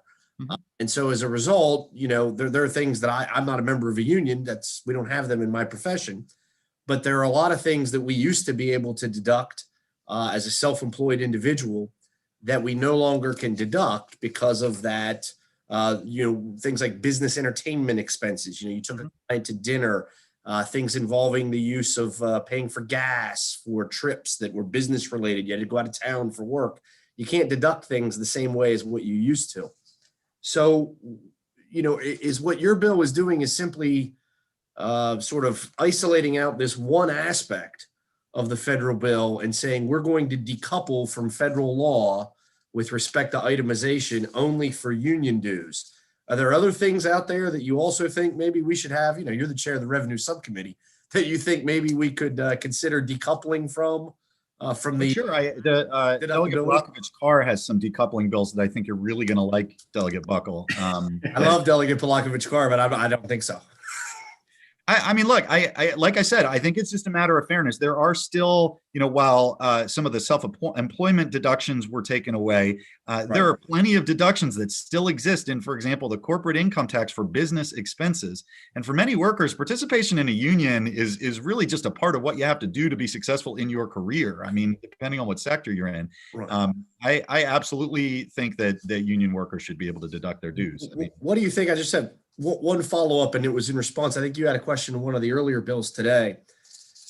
Would you have any openness to limiting this based upon a person's income bracket? There are some people who are union workers who obviously, because of the nature of their industry, are not in our highest brackets. There are some folks who, thank God, work in certain heavily unionized industries who are in our highest brackets, who do very, very well, and they deserve every dollar that they make because they're very skilled tradespeople. Would you have any openness to perhaps, I don't know what the right word is, indexing this to say, hey, this is for means testing, for want of a better term, means test, indexing. This is for middle class folks to be able to deduct, not people making far more than what the average household income would be in Maryland. I'm happy to have that conversation. I generally am supportive of means testing on deductions of various kinds. But I'll tell you, I think the myth of the rich union worker is mostly just a myth. I don't think they're rich. I mean, I know some of these people personally. I don't know if Donna Edwards is going to testify. I mean, she's from my hometown. There's a slew of people in here who I know personally who work very hard. I'm not suggesting the rich. Sure. I do think that a lot of folks who work very hard and get this specialized training and are involved in unions sometimes can in fact make well more than the median household income for a regular Marylander. And so it's just a question to ask of maybe that would affect the fiscal note. 5.3 million is, it's not a ton of money, but it's not chump change either in terms of its impact. So I thought I'd throw that out there. I appreciate your thoughts. Sure. Yeah. Thanks. I'm just trying to put more money in the pocket of those CSX workers and the correctional officers out in your district. So I like it. I like it. Thank you. Our first, I don't see any other questions. So our first witness on the list is Ms. Donna Edwards. Good afternoon. This is Donna Edwards, the president of the Maryland State and DC AFL-CIO. Thank you, Mr. Chairman.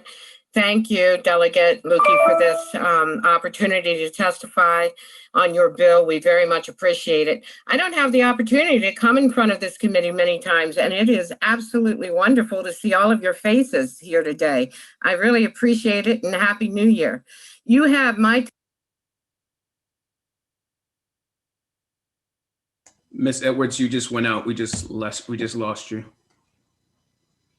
Can we pause our time, please?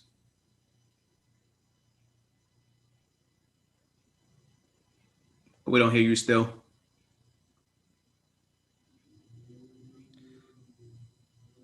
Donna, Mr. Chairman, maybe we should go to the next witness and Donna can log out and log back in. That might fix it. That was the last witness on this bill. Okay. It's only one. Ms. Edwards, we can come back to you maybe later when the chair gets back to our next bill. But can you say something else, see if it's working? Nope. Yeah. Well, we know you support the bill and that it's a great bill and it's going to affect a lot of union workers, and it sounds like a fantastic bill. Something you'll say, right? All right, Madam Chair, all you. Thank you, Mr. Vice Chair. Thank you. And Ms. Edwards, we'll try your volume again after the next few bills and give you a chance to testify if that can work. So committee, it's time for the Janelle Wilkins show. We will begin with House Bill 60. Thank you so much, Madam Chair. Excited to begin the Janelle Wilkins show. I have a series of bills here for you colleagues, starting with HB 60, as was mentioned. I'm pleased to present this bill, and for the record, I'm Delegate Janelle Wilkins. This legislation is a green buildings tax credit, and I'm introducing this legislation because climate change is a defining crisis of our time. Carbon pollution from burning fossil fuels is changing our climate and warming our planet. And rising temperatures are fueling environmental degradation, natural disasters, weather extreme, food and water insecurities, economic disruption, and a number of different issues that we are facing. Our most powerful action in this global threat is to reduce carbon pollution and implement conservation efforts. HB 60 incentivizes reduction in both carbon and water usage by creating a tax credit for an existing multifamily building of 10 units or more that undergoes improvements for energy and water conservation. This legislation takes an equity approach as well by prioritizing tax credits for affordable housing buildings, buildings located in opportunity zones, and those in distressed areas. HB 60 could have a major impact on our quest to mitigate climate change. According to a Federal General Services Administration study, green buildings use 25% less energy and 36% less carbon emissions. I do have a friendly amendment also included in the bill that just makes a distinction between green buildings that receive a third-party certification to give them more of a reimbursement versus those that are existing buildings that reduce their energy consumption. And I urge a favorable report on HB 60. Questions? Delegate Buckle? No, that must be my reaction is still up from the last bill. I would never react to Delegate Wilkins' bill such as that. No. You have so many questions on the last bill, you have to keep your hand up. Okay. Any other questions for Delegate Wilkins? She has, I believe, just one person testifying. One moment. And that's Allison Blackwelder. Is Allison here? Yes, I'm here. All right, go ahead. All right, thank you. Thank you for the opportunity to appear before you today, and thank you to Delegate Wilkins for introducing the bill and the amendment. My name is Allison Blackwelder, and I'm on the advocacy team at the U.S. Green Building Council, and I am a proud Montgomery County, Maryland resident as well, and proud to be a part of the Delegate Wilkins show today as well, of course. USGBC is a nonprofit organization that is dedicated to transforming the way buildings and communities are designed, built, make our world more environmentally and socially responsible, healthy, and economically prosperous. USGBC is best known for our LEED Green Building certification system, which supports the advancement of high-performing, cost-effective, and resilient resources and money for residents and building owners. A core part of our work is residential projects, particularly multifamily buildings that are well-designed, constructed, maintained, and operated to reduce utility costs for residents and offer returns on investment. USGBC strongly supports Delegate Wilkins' legislation, HB 60, which would establish a new income tax credit that would incentivize whole building energy and water efficiency, as well as green building certification for newly constructed and major renovated multifamily projects. However, USGBC recommends that the bill give greater incentive to projects that earn third-party certification, like LEED, compared with the existing building improvement path. As currently written, the bill puts projects that earn green building certification on the same level as those that only improve their energy and water conservation. For this reason, USGBC strongly supports the amendment offered by the bill's sponsor, which would offer a tiered approach to the tax incentive. The amendment would allow a 25% tax credit for buildings that earn green building certification and would offer 15% for existing buildings that reduce their energy consumption and verify as such. We applaud Delegate Wilkins for her leadership in introducing the bill, as well as the amendment that would strengthen the intent behind the bill. Thank you for the opportunity to provide testimony, and that's the end of my remarks. Thank you very much, Ms. Blackwelder. Any questions for our witness? Delegate Long. Delegate Long, you'll need your video on to ask a question. There you go. And unmuted. There you go. Question: how do you differentiate between the standard building regulations that are in place now to being more energy efficient? Because most construction jobs have to meet minimum standards as far as for new construction, and most of this new stuff has to be energy efficient. I'm just curious how you tell the or how would you apply that tax credit if it's already required?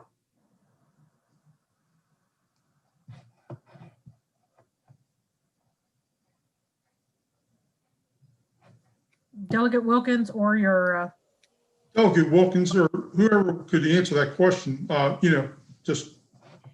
Yeah, that's a great question, Delegate Long. So organizations like Allison's actually have a specific certification that's a higher standard.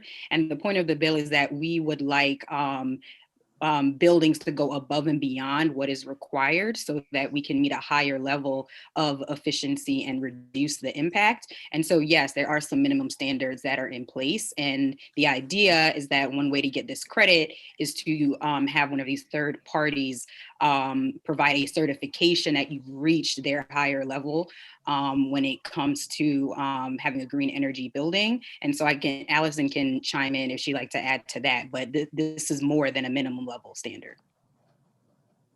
Yeah, absolutely. Delegate Wilkins, you got it right. Absolutely. So what green building certification would actually do is that it does go above and beyond a minimum energy efficiency standard, a minimum water efficiency standard. Is a holistic way of looking at a building. It incorporates sustainable materials, responsible site selection, access to public transit, which is really critical for a lot of people who live in multifamily housing buildings. So a comprehensive way of looking at sustainability as well as economic feasibility and return on investment. So we're looking at offering incentives for buildings that go above and beyond what's already required for reasons that the delegates already mentioned. So thank you. Great question. All right. Thank you, Delegate Long. Delegate Hartman? Thank you, Madam Chair. So are there things in there such as the R value of insulation and certain, window efficiency as far as, I think it's a certain rating to the DP rating, I think for wind pressure and things like that. My concern, if we go too far with insulation, we can create unhealthy buildings because right. the buildings are insulated so tight. The energy code already requires an air transfer that is greater than the heating and air conditioning, as far as the number of air conditioning, the number of airflow exchanges for heating and air conditioning requirements. So I'm afraid if we go further, we're actually going to be creating unhealthy buildings where mold and other things are prevalent. Can you help me with that? Yeah, absolutely. The building envelope, including energy efficient windows and a tight seal, is obviously really important for energy efficiency, but you want to maintain a pretty good level of air quality. Ventilation is a huge part of that too.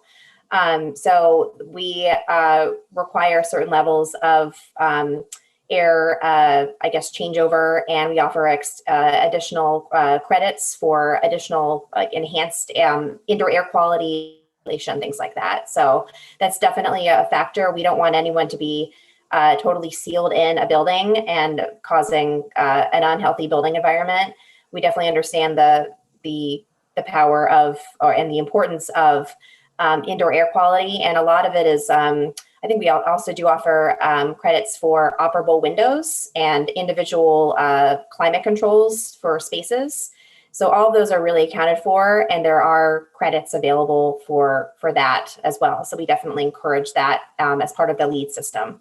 But I know this bill does reference other building systems as well, not just LEED, that offer holistic approaches to buildings as well too.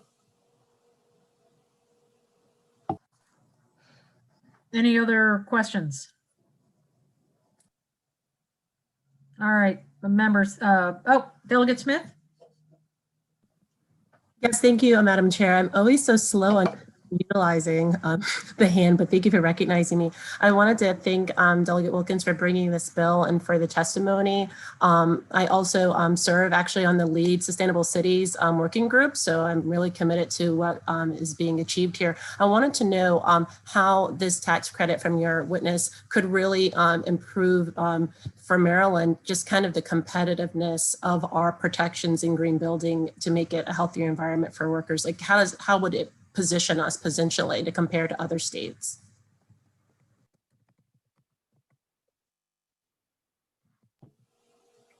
Well, I'm happy to take that one. Well, this bill would basically encourage developers and building owners to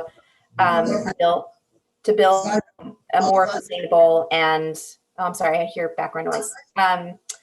To build more sustainably and more efficiently. So in comparison to, I mean, I'm in Montgomery County, for example. I'm a mile away from DC. But if you were to build a building that is, LEED certified here or otherwise very energy efficient, that would encourage someone to perhaps to live in the state of Maryland rather than live in Washington, DC.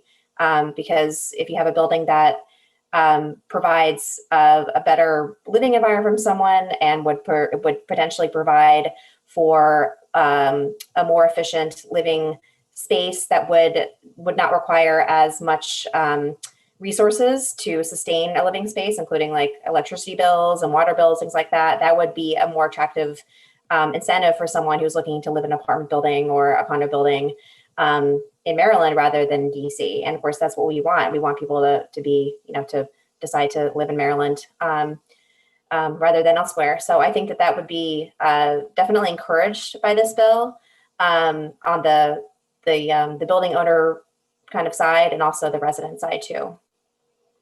And I'm happy to offer, additional materials as testament to, that certain LEED buildings kind of are deemed as more attractive to residents as well too. So I'm happy to offer that off the record as well too. Thank you so much. Appreciate your background on this legislation. Seeing no other questions, we're done with the bill, House Bill 60. Delegate Wilkins, if you can pardon, not an interruption, but a replacement from earlier. Miss Donna Edwards from AFL-CIO is back, but then she was back a second ago and I was trying to unmute her and now I don't. I see her, Madam Chair. Oh, there she is. She is unmuted. Go ahead, Miss Edwards. I hope it works this time.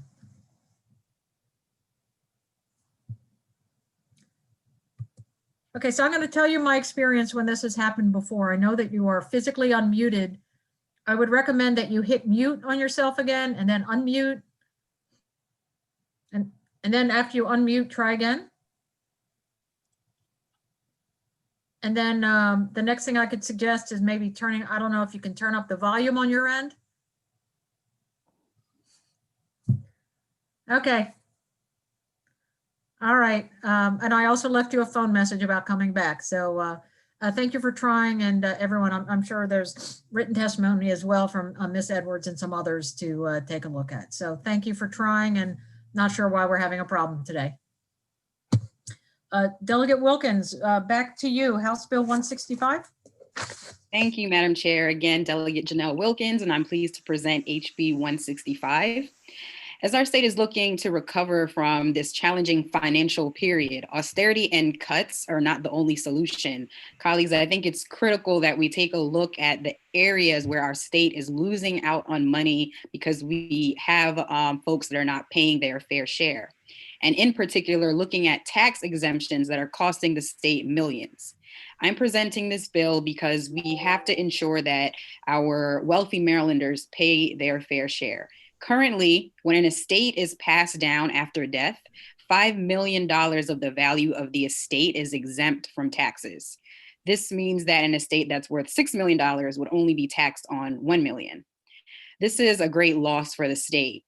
And so HB 165 reduces the amount exempted to $1 million so that we can make sure we're recouping income and revenue for our state.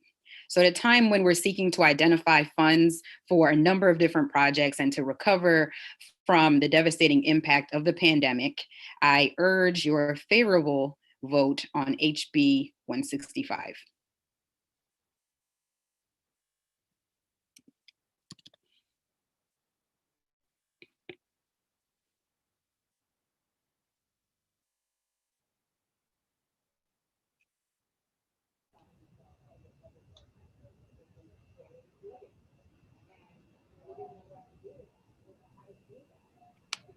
Questions?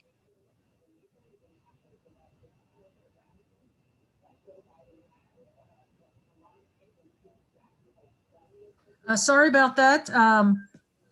I will call on the next person who's here to testify, and that is Callie Shumitz and then Robin McKinney. Thank you.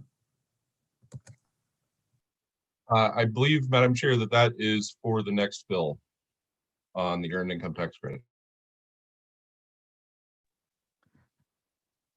Madam Chair, it's Benjamin Orr. All right, I screwed that up. So this is for 165, and I'm sorry about that. I had to jump away for a second. Yes, Ben Orr, Kuyuan Jackson, and Susan Mitchell. I apologize. And the first two, Benjamin and Kuyuan, are in favor. So if you both can go ahead.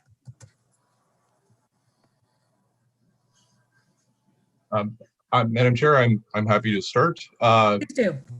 Okay, so my name is Benjamin Orr. I'm the president and CEO of the Maryland Center on Economic Policy. And you've heard me a number of times on this bill over the years. We are, of course, a nonprofit, nonpartisan think tank that believes that every Marylander should be able to achieve their full potential in a healthy economy that offers a widely shared and rising standard of living. And while that is our vision, it is far from reality today. Government investment has a role to play in making that vision a reality, and yet we know, for example, that local health department funding has been roughly flat since the Great Recession, weakening our ability to respond to the current pandemic. And we're only starting to address the fact that only 6 of the 24 school districts in Maryland were close to full funding as recently as 2017, or that more than half of the state's Black students went to school in a district underfunded by at least 15%. Your ability to resolve these and other problems will remain hamstrung until this body addresses the need for additional revenue. That is the first reason to support House Bill 165, as well as a number of the other bills in front of you today. However, this is also a question of equity. Maryland's tax system is upside down based on income. The wealthiest 1% of taxpayers pay a smaller share of their income in state and local taxes than everyone else, even those at the bottom of the economy. Restoring the estate tax to its 2014 level would go some way towards restoring balance to our overall tax system. The current tax status quo also unequally benefits white families whose wealth was often built at a time when Black families were denied the same opportunities to create wealth, such as when Black families were prevented from benefiting from the GI Bill. Asking the top 3% of estates to pay back to our state based on how much they have benefited from living in Maryland is a reasonable step for the General Assembly to take as it figures out how to invest in communities and works to address historic and ongoing inequities. The Maryland Center on Economic Policy therefore asks the Ways and Means Committee for a favorable report on House Bill 165.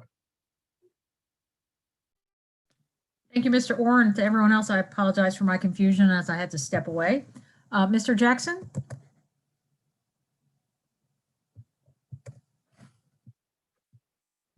I don't know if I'm not seeing you in the waiting room either. Kuyan Jackson? I'm not seeing that name anywhere on the list. So I do want to ask if anyone has any questions for Mr. Orr. All right, thank you. Seeing none, we'll move to the opposition, and we have Susan Mitchell. Good afternoon, everyone. Can you hear me okay? Yes. Okay. Good afternoon, Madam Chair, members of the committee. My name is Susan Mitchell, here on behalf of the Maryland Realtors in opposition to HB 165, which returns the value of the estate tax credit in Maryland back to $1 million. Unlike most states that tax either the estate or the inheritance, Maryland taxes both. The prior increase in the estate tax in 2014 provided some relief to Maryland residents who pay both the estate and the inheritance tax. In addition, the tax rates on the estates in Maryland are not low. Estates can be taxed at a maximum rate of 40% and federally and 16% Maryland law. That tax applies to real property and other wealth that was likely already taxed multiple times during the life of the decedent. Finally, with the higher property values, there are plenty of middle income taxpayers, homeowners, small businesses whose estates will exceed the $1 million threshold and be subject to the additional 16% tax. For these reasons, Maryland Realtors recommends an unfavorable report. Thank you. Thank you so much. Any questions for Ms. Mitchell? Yes, Delegate Buckle. Ms. Mitchell, I don't know if you know this. I'm trying to look it up myself. It wasn't in any of the bill materials that I saw. There are a lot of states in the United States of America that don't even have estate taxes. Is that correct? I would have to follow up. That's my understanding, but I would follow up to be sure. Okay. I mean, I was just able, as Madam Chair knows, my technological skills are less than good. But even I was able to just print something, use the old Google machine. And it seems to suggest that the majority of the states in the United States of America don't even impose an estate tax. So in your profession, do people sometimes, as they get older, they retire, they're in their 60s, their 70s, their 80s, do they choose sometimes to move places for tax benefits so that they wouldn't be assessed an estate tax? Anecdotally, that has been our information. Thank you. And I can second the motion that Delegate Buckle is very bad at technology, though apparently he's learned how to use the Google machine. I like to say technologically challenged. That's all. We were at an office supply store together once, and it was shocking what I learned. Yeah. Thank you for speaking at my wife's class all those years ago. Yes. If there's no other questions, we're moving on to House Bill 176, also Delegate Wilkins. And for, I've been trying to text, and I think I've gotten to two of the three, but Delegates Hill, Johnson, and Shalega, it's the bill after this that you're all here for, but this one shouldn't take too long with just two witnesses. So Delegate Wilkins, House Bill 176. Thank you so much, Madam Chair. Again, for the record, Delegate Janelle Wilkins presenting HB 176. This bill expands the earned income tax credit to benefit more low-income workers. As you may be aware, the EITC is one of the most proven and effective anti-poverty measures at our disposal. It has a hugely impactful benefit on the economic, behavioral, and health outcomes for low-income and moderate-income workers. For every dollar the state spends on the EITC, $1.24 comes back to the economy. And it also keeps low-wage workers engaged in the workforce while allowing them to save money to invest in various critical areas of their life. Unfortunately, the EITC still leaves many low-income workers behind who don't claim dependence on their taxes. HB 176 would help make sure the EITC is effective for single filers by increasing the state credit for single filers to 100% and making it refundable. On average, a single filer would go from an EITC of $70 to $375, which could help someone buy books for school, pay for a car repair, get a better job, pay utility bills, and help them in many different ways. Expanding this credit helps ensure that single filers would really have a stronger impact when it comes to our EITC. And I also want to mention that although we weren't able to receive co-sponsors for this bill this year, this bill has historically been a bipartisan bill, and I want to thank colleagues for that. I urge your favorable report on HB 176. Thank you, Delegate. Any questions for Delegate Wilkins? I think people understand this bill pretty well. All right, we do have two witnesses, as I called before, a little too soon, but we'll start with Kaylee Shumitz and then Robin McKinney. Thank you, Chair Kaiser and members of the committee. My name is Callie Shumitz. I'm Director of Communications and Partner Engagement with the Maryland Center on Economic Policy. You just heard about our organization on the prior bill with my colleague. As Delegate Wilkins gave an excellent overview of the EITC, we know that research continues to show that the EITC is one of the most effective anti-poverty tools that we have for those who receive it. However, there are still some low-income working people who are left out of the full benefits of this highly effective tax credit because of the way it's currently designed. House Bill 176 would address one of these by helping hundreds of thousands of Marylanders who are now trying to make ends meet at very low wages. It would more than triple the state EITC benefit available to workers who don't claim a child as a dependent. And that would bring the credit more in line with what other families who qualify for the EITC receive. So this is a really critical lifeline for low-income people at all times, but it's even more important as people are facing additional challenges and hardships due to the coronavirus pandemic. The group of people who would benefit from HB 176 likely include large numbers of essential workers like cooks, home care workers, truck and delivery drivers, and also due to various structural barriers to opportunity, we know that Black and Latinx workers are far more likely than white workers to earn poverty level wages and are therefore more likely to qualify for the EITC. And those are all groups that have also been disproportionately affected by the pandemic. So expanding the EITC is also beneficial for Maryland businesses.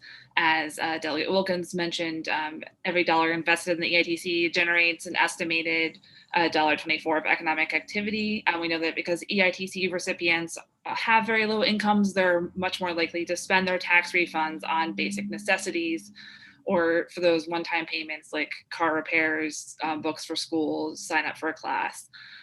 So that has a positive impact on our local businesses and communities, as well as helping those individuals. We would ask for a favorable report on House Bill 176. Thank you. Thank you so much. Ms. McKinney? Good afternoon, Madam Chair, members of the committee. My name is Robin McKinney. I'm the CEO of the CASH Campaign of Maryland.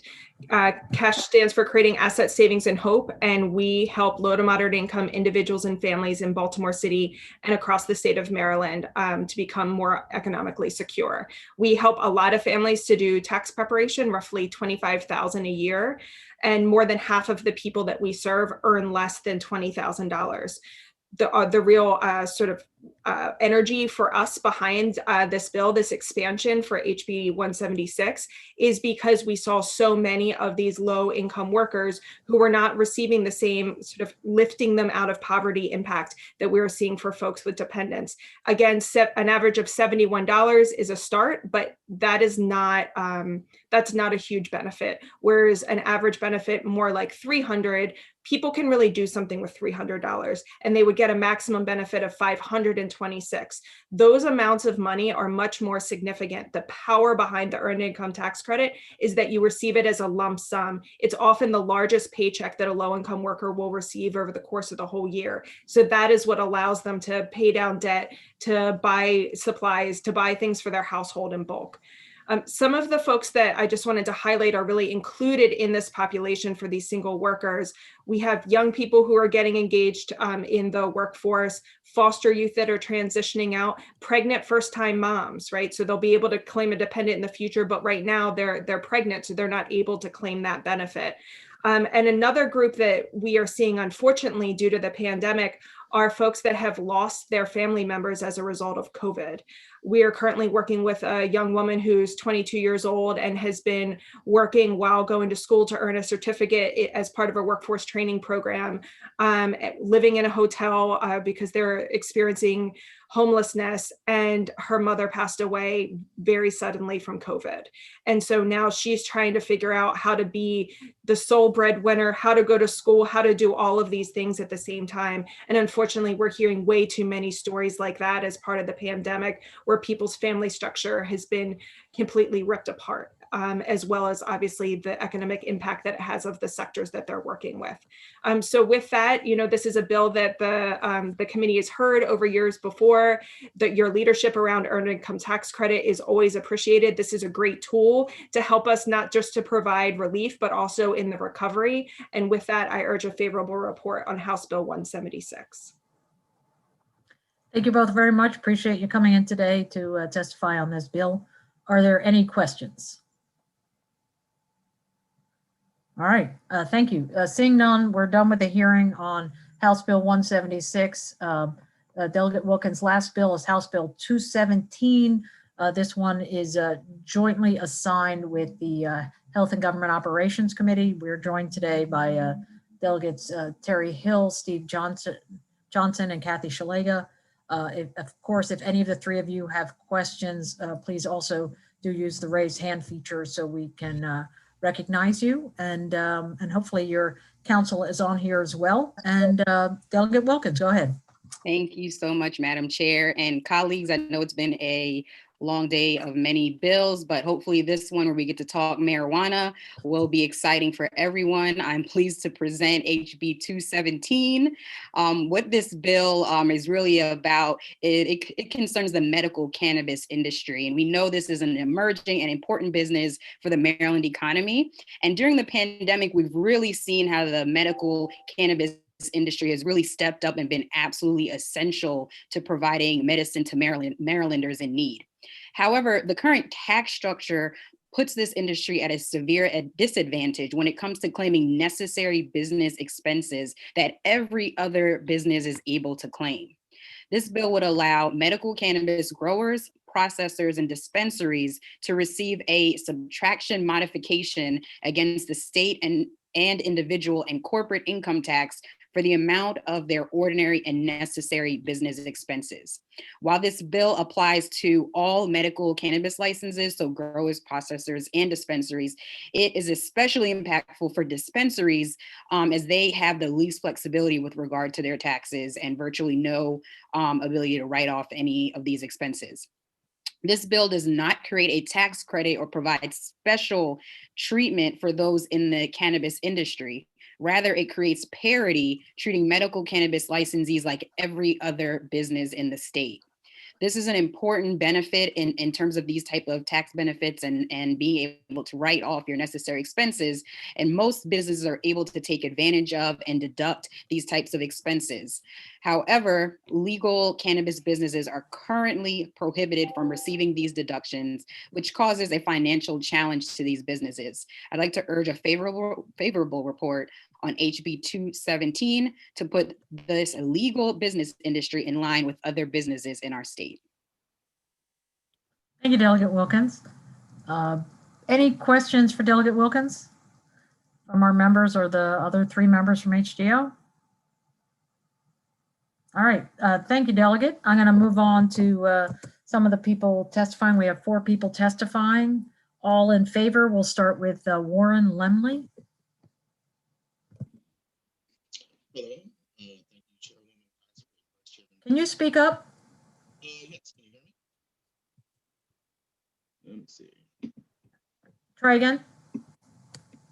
Can you hear me? Yes. All right. Thank you very much. Chairwoman Kaiser, Vice Chairman Washington, and esteemed members of the committee. My name is Warren Lemley. I'm president of Peak Relief, an independently owned and operated medical cannabis dispensary, and I speak in support of House Bill 217 today. I support this bill because as a licensed business in the state of Maryland, I think that it is only appropriate to have the same ability to deduct standard business expenses as any other business in Maryland. I was relieved that the state of Maryland deemed the medical cannabis industry essential in the face of this historic pandemic. It allowed us to continue serving our patients in need of their medicine and provide meaningful employment to many people in our state. But doing so came with huge changes to workflow, upfront and ongoing expenses, although our businesses are prevented from accepting any aid from federal and state governments because our industry sells, grows, and manufactures a Schedule I substance. Smaller independent dispensaries have different circumstances than large growers, processors, and multi-state operators. Larger licensees have larger support systems and deeper pools of investment to traverse difficult times and are able to write off more of their expenses because their employees manufacture or grow cannabis products as opposed to selling them to patients. The archaic tax code 280E prevents deductions concerning the sale of any Schedule I substance, aside from the cost of goods sold, even though 35 states and DC have legalized cannabis use in some form, but it doesn't prevent all the deductions in manufacturing or growing the substance. Some may point to an increase in revenue to show this industry doesn't need support, but that doesn't reflect our reality. Revenue is unevenly shared by wholesalers in 91 dispensaries who must manage high operational and labor costs and rising costs of inventory while dispensaries attempt to keep prices low for patients with aggressively low margins.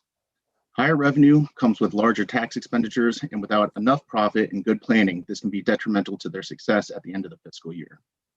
There is a larger tax burden on smaller independently owned and operated dispensaries in Maryland, and that is why it's so important to pass this legislation to support these small businesses. That is why I respectfully encourage a favorable report on House Bill 217, and I appreciate your time. Thank you. Thank you, Mr. Lemley. Next, we have Ashley Bagwell. Welcome. Thank you. Good afternoon, Madam Chair and members of the committee. I'm Ashley Bagwell, here this afternoon on behalf of the Maryland Medical Dispensary Association in very strong support of House Bill 217. On behalf of the association's membership, I'd like to thank Delegate Wilkins for introducing this bill and for her support of this very important measure. While this bill impacts all medical cannabis licensees across the state, it's particularly important for dispensaries, as Delegate Wilkins said, because of the significant impact of 280E on their businesses. I think you heard some of that from Mr. Lemley, and you'll certainly hear more of that from the 2 licensees who will testify after me. As Delegate Wilkins said, this bill simply levels the playing field for medical cannabis licensees, treating them the same way that all other businesses in the state of Maryland are treated with regard to taxing purposes and the ability to write off normal operating business expenses on their taxes. The last thing I'll say is that we fully understand that this measure doesn't provide a full solution to the 280E issue. The federal government simply has to act, but until they do, we believe that House Bill 217 is a step in the right direction and certainly would be impactful for the medical cannabis dispensaries across the state. With that, Madam Chair, I'm happy to close. I'll urge a favorable vote, and I'm happy to answer any questions. Thank you, Ms. Bagwell. Next, we have Carissa Cardellemi. Hope I've pronounced that close to the right thing. No, you did a wonderful job. It was perfect. Thank you. Thank you very much for having me today. Chair, and to the whole committee. The people who spoke before me, Warren and Ashley, you did a wonderful job. Afraid I'm not going to do as well, but my name is Carissa Cardellemi. I'm the founding treasurer of the Maryland Medical Dispensary Association. I'm also the owner-operator of Starbuds, a licensed medical cannabis dispensary. I'm writing today to ask you to support House Bill 217, which applies the state level fix to 280E. In the Internal Revenue Code, 280E forbids cannabis businesses like mine from deducting otherwise normal business expenses. Normal business expenses for us include my staff salaries, health insurance premiums, any bonuses we might offer, ordinary repairs and maintenance we may need to perform in order to stay compliant and safe are also not deductible. My business pays an effective tax rate of 60% because of this law. If I owned a health food store that sold CBD, I'd be able to write off the costs of marketing, community engagement, employee education. Because I own and operate a medical cannabis dispensary, the business is taxed on income much higher than our actual profits. While there's still much to do at the federal level to fix 280E for legal cannabis businesses like mine, HB 217 allows a state level fix. I encourage you to look into other states that have passed some version of 280E relief at the state level, whether for individuals or for corporations.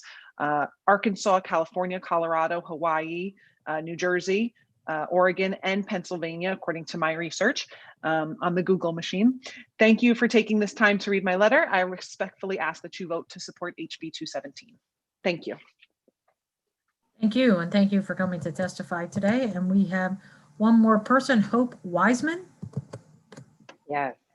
Well, hello, good afternoon, Madam Chair and the rest of the committee. Thank you for having me today. Everybody before me said a lot of awesome facts, so I won't talk about what 280E is and how it affects, but I want to give you a real life example of how it affects businesses like mine. And I would like to say I'm the CEO of Marion, Maine, which is one of the only Black-owned businesses in the state. So that being said, if a cannabis business makes $1 million in revenue and spends $500,000 on product, they're taxed on that $500,000 of gross profit. Where a traditional business, if they spend an additional $400,000 in typical business expenses, they're then only taxed on that $100,000 in profit. These are just real life examples so you can hear numbers. The first business, the cannabis business, would pay taxes around $100,000 and the second business would pay around $20,000. This gap does not allow for us to reinvest in our business, reinvest in the communities that we serve, and offer additional jobs and scale our businesses in the ways that we want to. So I think that those numbers are just very practical and they give you a real life example of how this directly affects us. Not to mention, because of our Schedule I controlled substance status, we're subject to additional fees that other industries do not bear. For example, we have most businesses, at least in Maryland, are paying an additional $20,000 to $30,000 just to have a bank account. These are things that other businesses don't have to do, and there are many other business services, legal, real estate that we're, they call it a green tax that we are subject to oftentimes. So I'm also in favorable support of this, and I urge you for a favorable report on House Bill 217. Thank you. Thank you very much. Any questions for any of the people who testified? Delegate Wilkins promised an exciting hearing. There's no questions. All right. Thank you, Delegate. Thank you to the four of you who testified. Appreciate your input today. Members, we're done with the hearing on House Bill 217, and thank you to the three HCO members for visiting with us today. We have two members. We have 5 more bills. And now we're moving on to the rest of the Palakovich Car Show. House Bill 201. Thank you, Madam Chair. Good afternoon again, colleagues. So House Bill 201, we're continuing my theme for today on tax fairness. Right now in Maryland, we have an upside down tax code. If you look at the total amount of taxes that an individual Marylander is paying, whether that's on state and local income taxes, property taxes, sales and use tax, the list goes on. We have a situation where the wealthiest 1% of Marylanders, those who make more than $500,000 a year, pay the smallest share of their income in taxes. And that's simply not fair. Beyond the issue of fairness, this is also hamstringing our ability as a state government to provide needed services for our residents and to address our looming budget deficit, which now stands at $1 to $2 billion a year for the foreseeable future. So this legislation and other bills I'm sponsoring and others are sponsoring are attempting to right some of these inequities and to bring in some much needed revenue for the state. This legislation would impose a 1% surtax on capital gains. Capital gains are the monies and profits that you make from investing money. It's from things like selling stocks, bonds, selling real estate or selling a business, arts, or collectibles. And most notably, this is not income from work. It's money from investments. And capital gains are disproportionately concentrated in the hands of the wealthy few. Nationally, about 80% of all capital gains are accrued by the wealthiest 5% of Americans. And especially in a year like this one, or last year rather, when the stock market has done phenomenally well, since cratering out in March, really the recovery on the stock market has meant that the wealthiest Americans have accrued more than $1 trillion in additional assets. And meanwhile, we have, thousands upon thousands of Marylanders who are struggling to pay rent and to put food on the table. So this legislation is a reintroduction of a bill I sponsored last year. I have made some significant changes to the legislation based on testimony we received last year. And most notably, the bill as introduced this year does exclude several types of capital gains from the surtax, including retirement accounts, homes sold for up to $1 million, machinery, equipment, vehicles, and property used by businesses, affordable housing, livestock, and land that is currently in or being transferred into a conservation, forest, or agricultural preservation easement. We do have written testimony in support of the bill from a number of groups, including AFL-CIO, AFSCME Council 3, AFT Maryland, SEIU Local 500, the League of Women Voters, the Maryland Center on Economic Policy, the Maryland Fair Funding Coalition, and the Maryland Legislative Coalition. And with that, I would urge the committee for a favorable report to address some inequities in our tax code and to bring in much needed revenue for the state. Thank you. Thank you, Delegate. We have 3 people signed up to testify, though one of them is not here. So we will start with Elizabeth McNichol.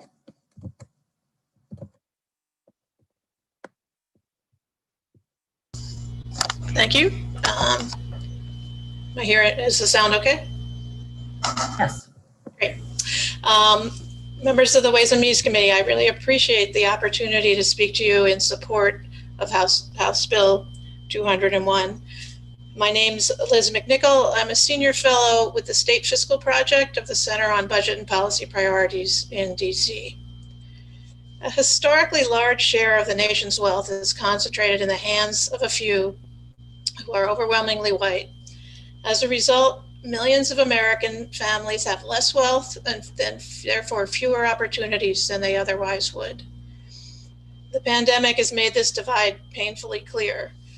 The worst of the economic and health effects have largely bypassed wealthier, higher paid families, but have been much more prevalent among lower income families and those of color.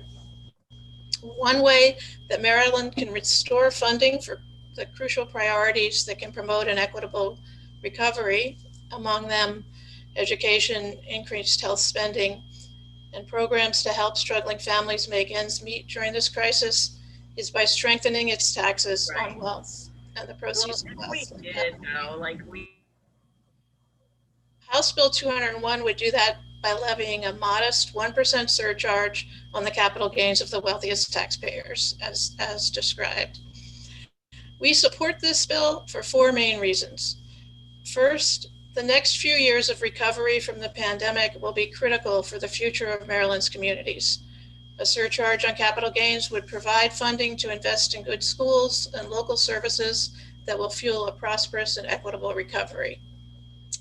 Second, this tax or other taxes on the wealthy would address the income, wealth, and racial inequality in the state, as they would be paid by the small number of taxpayers who can best afford the cost and who have done extraordinarily well in recent decades and been largely insulated from the worst economic and health effects of the current downturn. In addition, a capital gains tax would offset the upside down nature of Maryland's current tax system. Finally, a surcharge on capital gains would do considerably more good than harm to the state's economy, as research and real-world experience show that the dire predictions of millionaire flight and economic slowdowns are vastly overblown. Any small negative effect on the economy would be more than offset by the investments that the tax would allow. Thanks for your time, and I urge your support for this bill. Thank you very much, Ms. McNichol. I don't see Mr. Jackson, so we'll go next to Dylan O'Neill. Welcome. Hello, thank you for this opportunity to testify. My name is Dylan Grunman O'Neill, and I'm a senior state tax policy analyst with the Institute on Taxation and Economic Policy, or ITEP. We're a nonprofit, nonpartisan research organization with a mission to promote fair, adequate, and sustainable tax systems at the federal, state, and local levels. We strongly support HB 201 regarding capital gains income tax because it would generate helpful revenue for shared priorities in Maryland and advance fairness and racial justice in a tax system that has favored wealthy and predominantly white households for generations. So first, HB 201 can help level the playing field in Maryland's regressive tax system, which falls most heavily on low and middle income families while asking the least of those who have the most, as Delegate Palakovich-Carr described.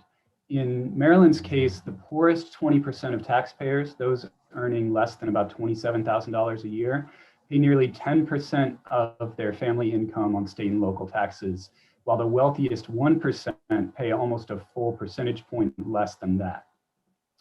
Based on our microsimulation tax model, the 1% surcharge on capital gains income in HB 201 would help lessen this imbalance.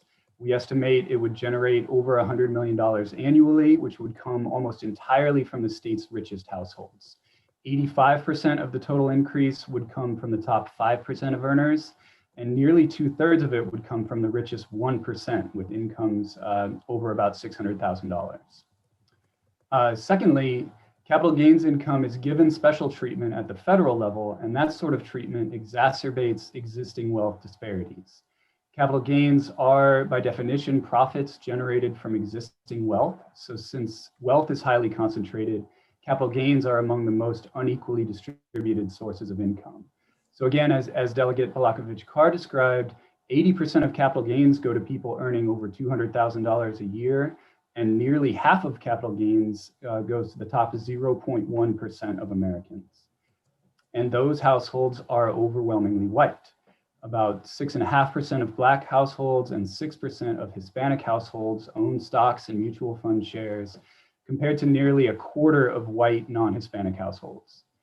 HB 201's proposal to add a 1 percentage point increase on capital gains at the state level thus helps to tip the scales toward fairness between working families and investors and between families of color and white households.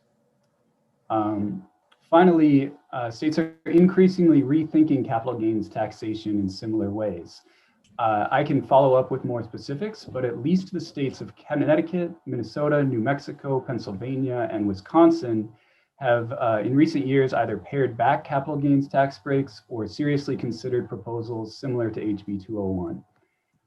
These proposals underscore a growing acknowledgement that the current tax system on capital gains is deeply unjust, and that states can take steps like HB 201 to advance tax fairness and racial equity. I welcome any questions you may have. Thank you very much. Any questions for these two individuals? Yes, Delegate Buckle. Unmute, Delegate Buckle. I'm getting better. Either of those two individuals who testified or for Delegate Palakovich-Carr, whoever knows the answer. I always like to look at these things through the standpoint of we're one of 50 states and we don't live in a vacuum, and what we do, if other states don't do it or do it differently, it can influence people's decisions. Are you aware, are any of you aware of any other states that impose a surtax, which is my understanding of what this bill is? It adds an additional tax on capital gains income that wouldn't be there for regularly generated income. Are there any other states that do this presently, that have a surtax on capital gains? And if you don't know, say that as well. Yeah, that's okay. I'm pretty certain that there's no state that currently has this policy in place, but as I mentioned, there were seriously considered proposals in multiple states in the last couple of years. I think the proposal in Connecticut got the farthest. It was advanced in both houses, but not ultimately passed just last year. Thank you, Mr. O'Neill. I appreciate that. Thanks, Delegate Buckle. Delegate Guyton? Thank you, Madam Chair. This is for Delegate Polakovich-Carr. Thank you for bringing this. I think this is a great start to try to even out our tax code. I do have a question, however, about plans that the federal government may have now that we have a new administration there. We don't really know what those are. We've only heard, I guess, rumors and mumblings at this point. Is there any talk of adding some provision to this bill so that if the Fed started taxing capital gains at a higher rate, that this would not go into effect or go into effect at a different percentage rate? Just so we kind of know what to expect. Thank you, Delegate Guyton, for that question. And right, there's still a lot still up in the air with the new presidential administration. And I guess I would also just note, in spite of whatever President Biden proposes, we may still have challenges at the federal level of getting anything passed through the Senate. But certainly I think that is a reasonable accommodation. Actually, the next bill I'll be presenting to the committee kind of includes a clause like that. Should the federal government act, then the state law would no longer be in effect. I'd certainly be, open to talking about that and seeing if there might be something that makes sense on this one. Thank you, Delegate Guyton. Great question. Anyone else a question for the sponsor and the proponents? All right, seeing none, we have one person signed up in opposition. That's Susan Mitchell. Welcome back. Hello again, everyone. Good afternoon, Madam Chair and members of the committee. My name is Susan Mitchell here on behalf of the Maryland Realtors in opposition to HB 201, which would impose an additional 1% capital gains tax on Maryland taxpayers, essentially the surcharge. While we appreciate Delegate Polakovich-Carr's addressing some of our concerns from last year's bill, we still do have some concerns with this year's as written. Capital gains, as you know, are paid on many assets, including real estate, although a portion of the capital gains on principal homes is excluded from the tax. That's only true if the property is your principal residence. Basically, since this law has never been indexed to inflation, its value has eroded over time since 1997. Today, if you're an individual filer and any gain over 250 is taxed $250,000. If you're filing jointly, any gain over 500,000 is taxed. Well, this bill does not, or this bill exempts the $1 million for primary residence from the additional 1%. However, many middle income taxpayers who have held on to their properties for a long time are likely to still be taxed under this proposal. Secondly, investment real estate pays the full capital gains with adjustments for cost basis. By increasing the Maryland capital gains tax, this legislation basically disincentivizes investment in Maryland properties. So everything from commercial real estate to vacation properties will be taxed not only at Maryland's full index income tax rate, but at the additional 1%. You have our written testimony. For these reasons, we recommend an unfavorable report. Thank you, Ms. Mitchell. Any questions for Ms. Mitchell? All right, thank you all very much. We're done with the hearing on House Bill 201.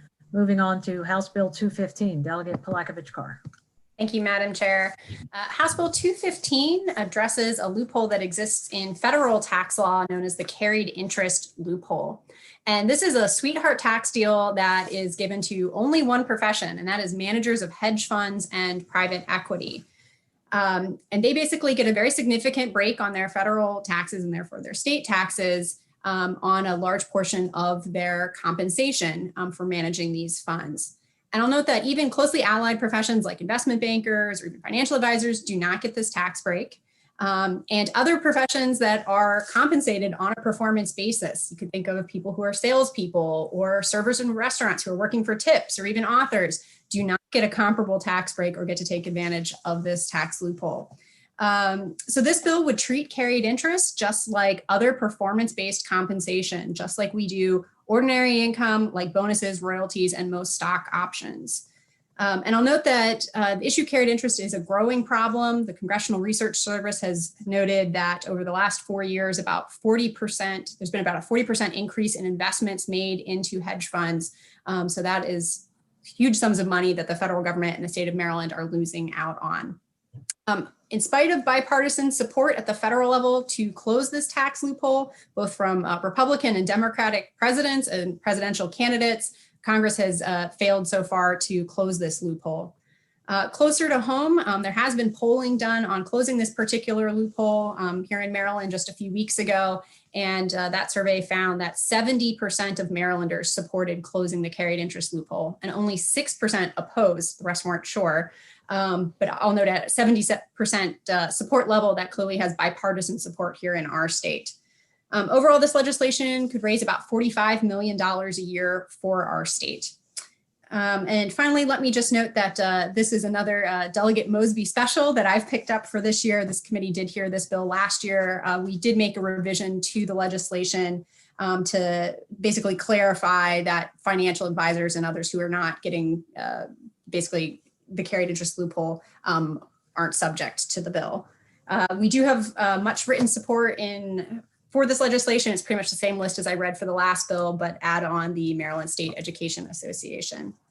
So with that, I would urge a favorable report from the committee to make sure that wealthy hedge fund managers are paying their fair share of taxes. Thank you. Thank you, Delegate. We have a couple questions already for you. Delegate Patterson. Thank you, Madam Chair, and thank you for the sponsor of this bill. I have a question as it relates to endowment investments with colleges and universities. For example, if this bill were not to pass and the types of investments that this bill targets, hedge funds are no longer affordable and offered in Maryland, what do you foresee the impact would be on the public employee pension systems and college and university endowment investments? Thank you, Delegate Patterson, for the question. Well, I think certainly the opponents of this bill would say that they're going to have to pass on the additional tax to their clients. But when you look at, everything from the Congressional Research Service to, nonpartisan think tanks at the national level and their take on this tax loophole, it's very unlikely we would actually see the tax passed on to clients just because of the competitive nature of these businesses. I mean, if you had just one business that said, you know what, I'm not going to pass it on to anyone else, I'll make up the difference by having a much larger volume of clients, they're at a huge competitive advantage. So I don't think that the arguments that I've seen about this carry too much water in terms of what would actually happen for their clients. Thank you. Delegate Patterson, is that it? If so, Delegate Rose? Thank you, Madam Chair, and thank you for the interesting discussion. My question is, and I think we discussed this last year, do any other states currently charge a surtax like this? Thank you for the question. No, the state of New Jersey has passed legislation, but it is subject to it going into effect in other states, and they have not passed that threshold. If no other state is charging this kind of surtax, aren't we going to put ourselves at a disadvantage to other states? I guess I would go to kind of a broader argument about how businesses decide where to locate. And, from the economics research that I've read, taxes are not the primary driving factor in terms of where businesses choose to locate. They're largely looking at, is there an educated workforce that they can hire employees from? Is there transportation infrastructure, if that's essential to their business? They're looking at kind of core services, core government functions like that, and not necessarily tax rate as the top driving factor of where they're choosing to locate. That's an interesting perspective. I would probably disagree. I think when you look at our surrounding states, we do routinely lose a lot of businesses to Virginia and other states as well. But thank you for your answers.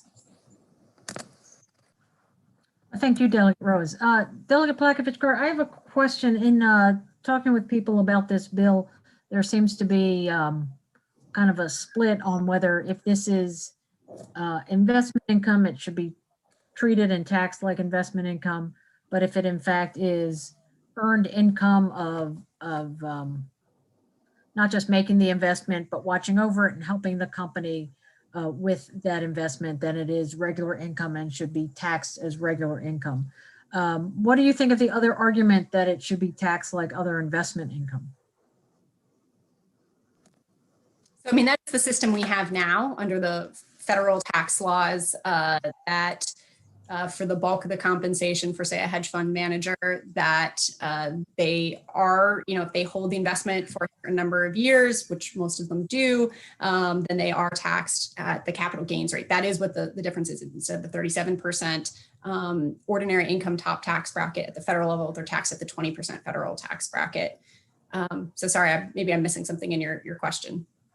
Well, just it seems like you're suggesting the higher rate by treating it as income when some would suggest it's more of an investment. And so I was just trying to understand that. And then you also said that you are willing to make accommodations on this bill if the federal government makes certain tax changes. What are you expecting there, or what are you imagining might happen there? Yeah, the bill as introduced includes a clause that should the federal government actually act to close this loophole, that it would nullify the state law basically within 30 days. But to your first point, and you know, I'm sorry, I've forgotten my train of thought now. So sorry, I'll circle back with you. No problem, no problem. Any other questions for Delegate Plakovich-Carr? Delegate Feldmark. Thank you, Madam Chair. And thank you, Delegate Plakovich-Carr. I guess to the point the chair was making or asking about earlier, is it typical that the hedge fund manager is actually an investor in the fund, or are they simply managing other people's investments? Thank you. And thank you for the reminder of what the chair had actually asked. So, I mean, it depends. It depends on what kind of partner they are in the fund. They may have some of their own funds invested, but typically the majority of the money that they are managing is not their own money. That is a better question than I asked. Thank you, Delegate Feldmark. All right, thank you. Any other questions for the delegate? If not, thank you, Delegate Plakovich-Carr.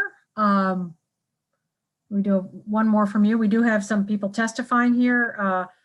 I don't see Keon Jackson, but Erica Payne. And I do know that Ms. Payne was in at some point earlier. Oh, yes, here I am. Welcome. Hold on, I just lost my document. Forgive me. There we go. So I'm having a technical issue. Forgive me.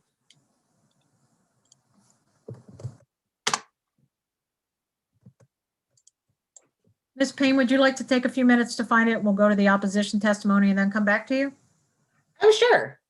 Okay.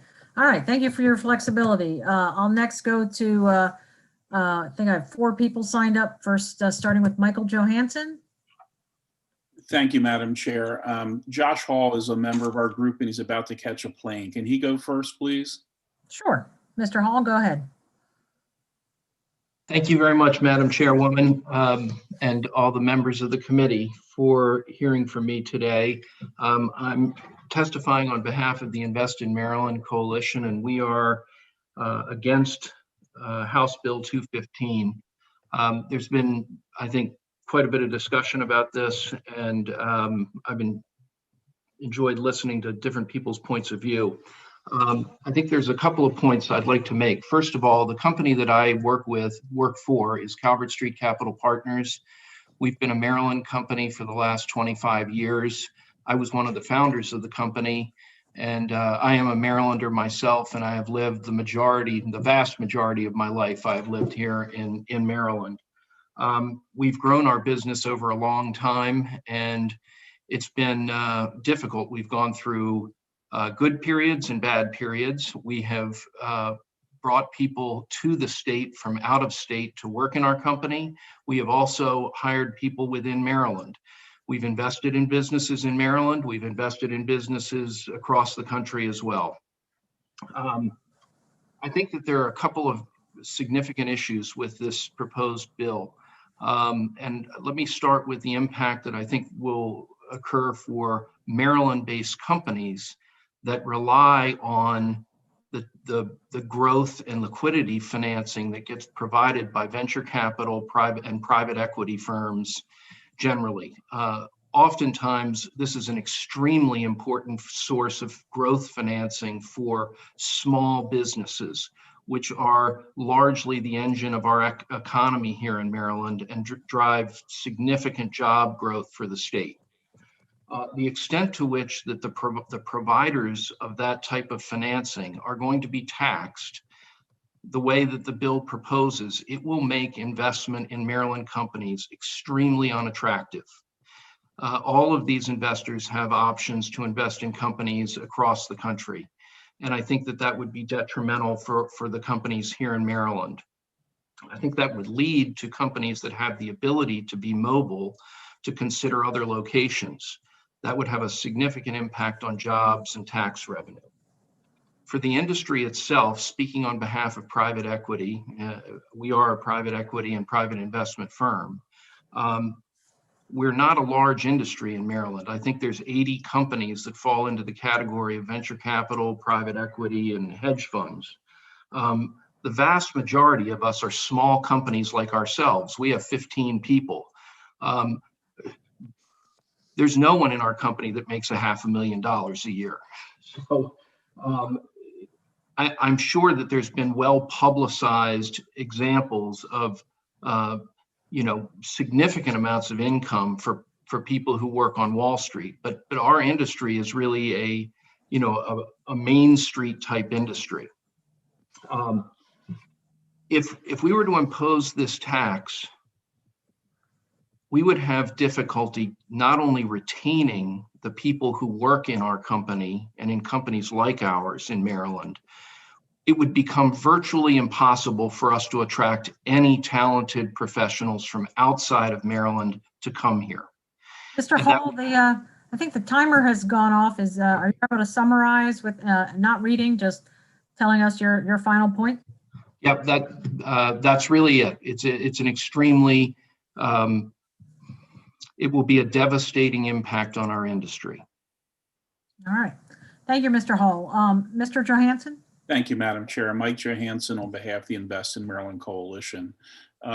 First off, when there are references to loophole, let's just make it very clear. Under Maryland law, everybody is paying the full tax that they are obligated to pay today, right? So there isn't anyone who's trying to avoid any law. And in fact, under the current federal law, everybody is paying the tax that they are required by law to pay. Secondly, there's a reference that there is a $40 million potential increase in revenue to the state. The fiscal note is very strong, however, to suggest that that may not be the case. On page 4 of the fiscal note, it is likely that state revenues will increase by less than estimated, as it does not take into consideration individuals altering behavior on the state level to avoid the tax. DLS anticipates a significant number of taxpayers altering their behavior to avoid the tax, but we can't quantify. That's a statement that in my career in Annapolis on these issues, DLS doesn't say very often. They often, basically say, incremental tax changes don't have that great of an impact. But this is not an incremental tax change. This is a 17% tax on a component of income. This tax impact will be factored into deals, and it will change someone's behavior. Perhaps someone's still willing to do the deal, but they are willing to invest less in the company that they are trying to help grow. Secondly, there's a retroactive component of this bill that's very damaging. For example, if these deals take 5, 7, 8 years to mature, if someone made an investment decision in 2016, the way this bill is worded, the income they earn beginning in 2021 off of that decision in 2016 would be impacted by this particular tax increase. It certainly does then great damage to decisions that have already been made. Lastly, with respect to tax mobility and the reasons that people are going to locate where they do, I think we've all seen that the economy has undergone tremendous change related to people being willing to work from home and where they're going to invest in their corporate office space. I think it's very, very, very harmful if Maryland were to put itself as such an outlier in this industry, and I think we would see some dramatic impact. So we appreciate the sponsor's intent. We just would respectfully oppose the bill. Thank you, Mr. Johansson. I next have Justin Field. Well, thank you, Madam Chair, and members of the committee. Thank you for providing the opportunity to testify today. As a product of Maryland's public schools, it's a distinct honor to participate in the democratic process I grew up learning so much about. I represent the National Venture Capital Association. Simply put, our members are investors in the nation's startups. Our work is generally focused in the areas of science and technology, including biotechnology, IT and computer hardware, climate technology, and advanced manufacturing. Venture capital investment and startup activity have been a bright spot in the Maryland economy. Let me also clarify, we do not have a hedge fund in our membership. We are focused on venture capital. Total VC investment into Maryland-based startups nearly tripled over the last decade, creating thousands of jobs and making the state more competitive in an increasingly competitive global economy. This is great news for the state. A recent survey of VC-backed companies showed that 4 out of 5 of these companies spent 3/4 or more of their budgets on 2 activities: wages and compensation and research and development. To put a finer point on this means that most venture capital investment is turning into either salaries and compensation or research investments at the company level. Yet this bill would levy a 17% surtax on top of all other state and local taxes paid on venture capital activity in the state of Maryland, an unprecedented tax burden given looking across other jurisdictions. If passed, this means venture capital activity will be taxed at a rate 400% higher than other business income in the state, and more than 7 times that of startup investment right up the road in Pennsylvania. Simply put, this would make investment in Maryland startups regionally and nationally uncompetitive. In fact, the bill even acknowledges the burden this would impose on economic activity, as it singles out real estate investment for an exemption from the punitive surtax. I understand the fiscal note estimates some revenue to be raised by this proposal, and I appreciate all the hard work that office put into providing you all the needed materials to inform your work. The reality is this bill will cost far more, the state far more than it will bring in. And I agree with the previous commenters' notes on this, that they said it is likely that that behavior will be altered. But more important than where the partnerships are going to be located is the impact that DLS does not estimate and cannot estimate of Maryland-based companies and their access to capital and the relative attractiveness as a home for technology-focused startups and growth companies. And this will be the most damaging legacy of this misguided proposal, because the surtax effectively builds a wall between equity investment and Maryland-based technology companies in need of growth capital. It's going to cost the state 21st century jobs, the taxes paid by those founders and employees, economic growth, and the tax revenues generally associated with startup and growth company activity. So this is far more significant than simply a discussion about capital gains receipts amongst partnerships. I implore you to consider the long-term impact this will have on economic opportunity in the state of Maryland. We are moving from a manufacturing to service and technology-focused economy. Competition is fierce across states and across nations, and innovation is moving fast. Building a barrier for Maryland-based technology companies to access the capital and expertise of venture capital funds would be a massive misstep that the state can ill afford given this transition, and one from which it may take decades to recover. We hope that we can set this aside and instead work with you on ways to encourage greater startup activity in the state so that Maryland can continue to lead in this increasingly competitive global economy. Thank you for your time. I'm happy to answer any questions. Thank you very much, Mr. Field. And then Susan Mitchell. Good afternoon, Madam Chair, members of the committee. Again, for the record, my name is Susan Mitchell. I'm here on behalf of Maryland Realtors in opposition to HB 215. Many of our concerns have been addressed in this hearing so far, so me too. We urge an unfavorable report. Thank you. You win best testimony of the day. Any questions for the 4 people who testified against the legislation? All right, seeing none, we're going to go back to Ms. Payne. I hope you're still here. Unmute. Thank you so much for having me. My name is Erica Payne. I'm a resident of Chevy Chase, Maryland. I have an MBA from the Wharton School of Business at UPenn, and I'm the founder and president of the Patriotic Millionaires, a nationwide network of high net worth Americans, including several in Maryland, who share a profound concern about economic and political inequality in America. Inequality has reached historic and destabilizing levels, and it is the root cause of the social unrest we currently suffer, which culminated in the attack on the Capitol several days ago. This nation has been torn apart. Who has torn it apart?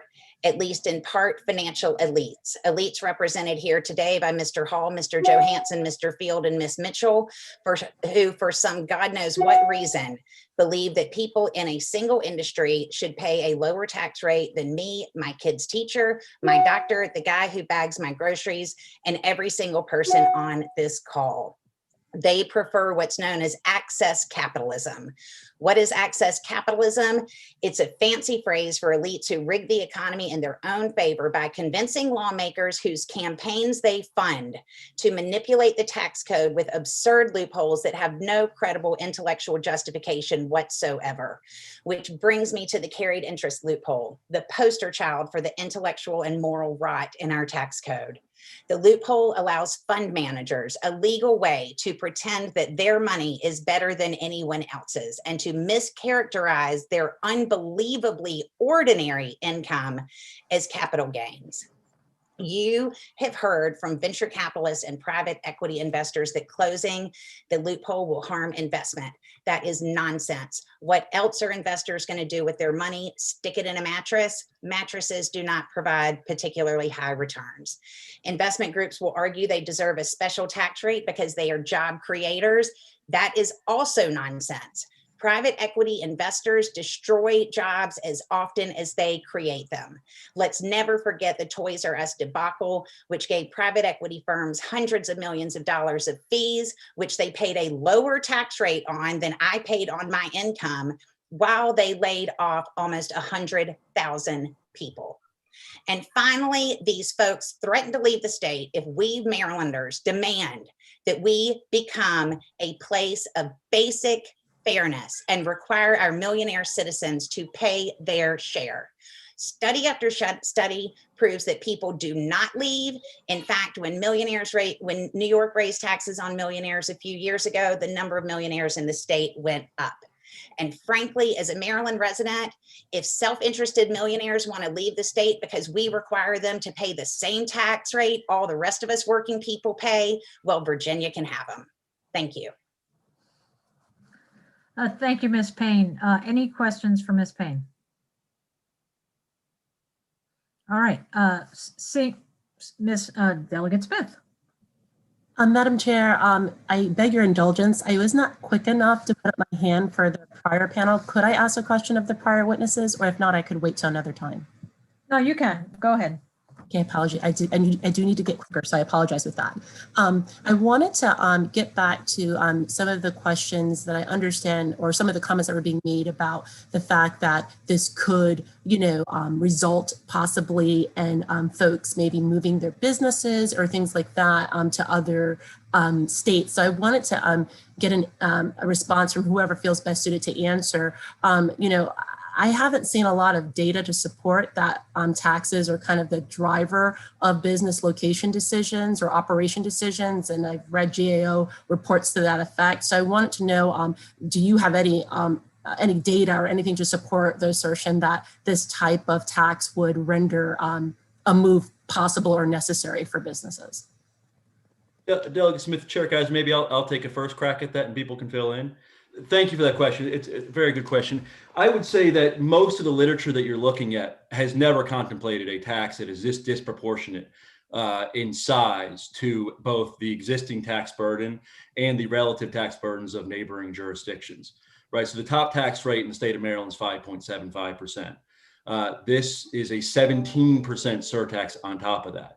The top tax rate in Pennsylvania is under 5%. I believe the top tax rate in Virginia is around 5.75. So I don't think that you can look at existing literature simply because it doesn't contemplate tax policy that is this far outside of the norms of taxation.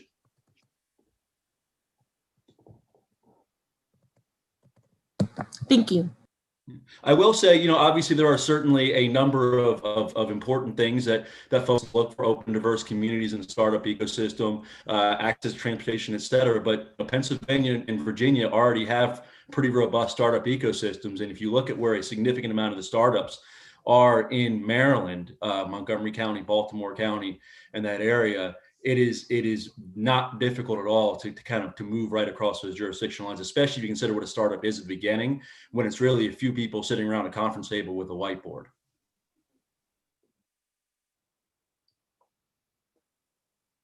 Delegate Smith, are you satisfied with the answer? Yes. Did you have a follow-up question? All right. Any other questions for our panel? All right. Seeing none, we're done with the hearing on House Bill 215. Delegate Palakovich-Carr, House Bill 262. Thank you, Madam Chair. My last bill for today, House Bill 262. This is legislation that this committee and the House passed last session. It unfortunately ran out of time in the Senate.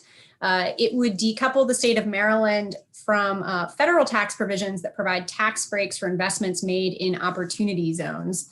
And I won't go into all the details about why these federal tax breaks have been really problematic. I think those arguments are outlined very well in all of the written testimony that's been submitted in support of this legislation. But I will just flag for my colleagues and remind you all that probably one of the most problematic parts of these federal tax breaks is if you are a Marylander and you put money in an opportunity zone in Virginia or Pennsylvania or any other state, you're getting a tax break in Maryland. So this legislation does decouple from those tax breaks. It would save the state about $13 to $15 million a year. And again, we passed this bill last year. I thank you for your time. Thank you, Delegate. That was incredibly brief. Any questions for Delegate Palakovich-Carr? Delegate Buckle. He's mastering both the hand raise and the hand raise feature. I'm doing it all. Whatever it takes to get the job done over here. Delegate Palakovich-Carr, you just said something that you said would save the state. I think you said 13 to 15 million a year. Is that information that you have as what we are, I'll use the word expending, although I'm not sure expending is the right language, but that's what we're expending as the opportunity zone tax credits currently? Because I didn't see that in the fiscal note. I may have missed it. This year's effect. Okay. Sorry to cut you off. Yeah, this year's fiscal note did not include the number. That was from last year's fiscal note. From what I've read nationally and specific to Maryland, I think those numbers are probably still accurate. I'm not sure it wasn't included in the fiscal note this year. So it would be fair for me to say, or as I evaluate this, to think about it, vote about it, talk about it, that essentially what we're doing is we're taking away $13 to $15 million of opportunity zone tax credits that investing businesses would have otherwise received. Well, not necessarily businesses. They could be individuals, investors or funds. Yeah. But I guess I'll just note that that's the state portion. With this program, the federal tax credits have always been the far more lucrative piece and driving investments into opportunity zones. The actual credits that an individual investor gets for their investment at the state level is a tiny portion of what the federal government is offering. So that'd be my final question, and I think it's a theme we've asked a few different ways. Are there any other states that are doing this, that are decoupling and say, hey, we're not going to give you the state? Because that's one of my concerns is if I can invest in Virginia or Iowa and get the full federal credit plus a state credit, and then I come to Maryland and you say, well, we're taking away your state credit or a large portion of it. Does that affect our competitiveness? So are there other states that are taking away the state value of the opportunity zone or decoupling fully? Yeah. North Carolina passed legislation a couple of years ago in the same posture as this legislation to fully decouple. Other states, because they are non-conformity states with in relation to the federal tax code, don't recognize these tax breaks. And that includes some other large states like California, Massachusetts, among others. Thank you. Thank you, Delegate Buckle. Delegate Guyton. Thank you, Madam Chair, and thank you again, Delegate. I have a question about something you said earlier, really intimating that a great majority of people who are getting these tax credits in Maryland are actually investing elsewhere. Could you say more about that and what kind of numbers we're looking at if you have that data? Yeah, and I think that's a great point. And I realize after Delegate Buckle's questions, I should just clarify the entities who get the tax breaks aren't the businesses, they are the people who are investing the money.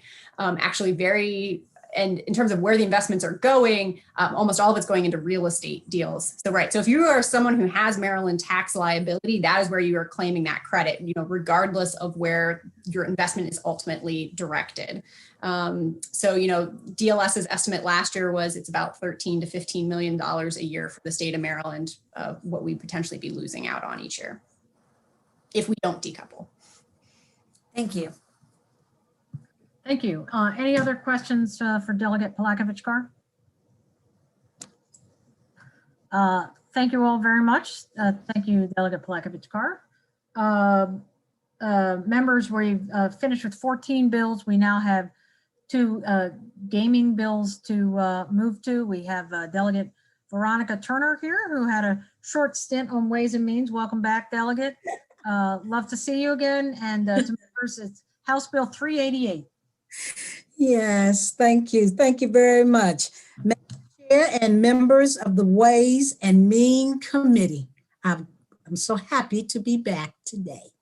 Okay. I appreciate the opportunity to introduce HB 388. This bill requires the State Lottery and Gaming Control Agency to study the use of the local impact funds and the use of the lottery terminal funds distributes to counties pursuant to section 9-1A-31 of the state government articles. The State Lottery and the Gaming Control Agency must report its findings to the governor and to the General Assembly by December the 1st, 2021. Madam Chair, this bill was submitted in 2020, but did not make it out of the General Assembly. However, the bill did pass in the Senate Budget, Taxation, and the Committee by a vote of 12 to 0 and passed the full Senate by the vote of 46 to 0 before being sent to the House Ways and Means Committee. The finance impact of this bill in 2020 was very minimal, $150,000. In closing, let me say that the distribution of the lottery local impact funds is a major concern of my residents in my district. Thank you for the opportunity to introduce HB 388, and I hope you will give it a favorable report. Thank you, Delegate Turner. Members, any questions for Delegate Turner? Delegate Turner, I'm not seeing any questions. Thank you for joining us today. Thank you for your patience. Thank you. It was a pleasure listening to all of these bills. Thank you very much and have a great night. Thank you. You too. Members, last but not least, House Bill 403, Delegate Ebersol. Thank you, Madam Chair, and I'm glad I'm not the least. Ladies and gentlemen of the Ways and Means Committee, we are responsible for gambling in this state. This has been the committee that did it. And years ago, we began the process to allow casinos in the state of Maryland. Licensing fees were set. Haley, if you could put that document up on the screen, I'd appreciate it. If it doesn't get there, it's in your documents, but there's a document that shows the initial licensing fees that were charged to each of the 6 casinos when they came online. You can also see what year they actually started in the middle column there. These were licensing fees that seem random, but they're not at all. A little calculation reveals there was a great deal of consistency. The licensing fee amount divided by the number of VLTs that were requested. At the time, they were only VLTs. In each case was $6,000 per VLT. The only exception was Rocky Gap. Rocky Gap was granted 500 free VLTs, so the cost was then only 350 VLTs, but it was still the same rate, $6,000 per. You take that license fee, you divide it by 15 years, which is how long the license is set for. You can see that by the projected renewal date, and you will get $400 per video license terminal, that is slot machine, per year. The casinos have become interested in what the relicensing process will be when they arrive at their initial license. It was not set forth clearly in the original legislation. And some of them, particularly Hollywood and Ocean Downs, have begun to be interested in how that relicensing will work. Because, of course, they have a business model and they want to know what it's going to be in the year 2025, 2026, and all of the casinos want to know where they'll be going forward.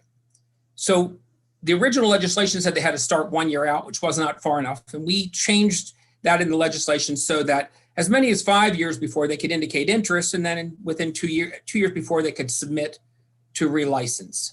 But hardly anybody relicenses anything in industry or personally without paying a relicensing fee. That was not set forth in the bill. And so if we take that $400 rate and we apply it to now all their VLTs and their tables, and we adjust it for inflation, and you can see I've done a little pen work there. $400 times 1.02 over 12 years comes out to $507.30, a 2% interest rate, 2% inflation rate. We shoved it down to $500 just to make it a simple computation and one that seemed reasonable, would allow these casinos to relicense on an annual basis at that rate, $500 per machine and per table.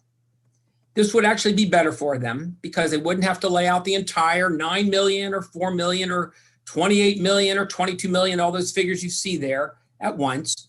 They would have an annual amount. So in a way, we would be letting them and make it an annuity over years. They wouldn't actually have to drop an amount, and they could plan for each year with adjusted for inflation, the amount that they would have to pay.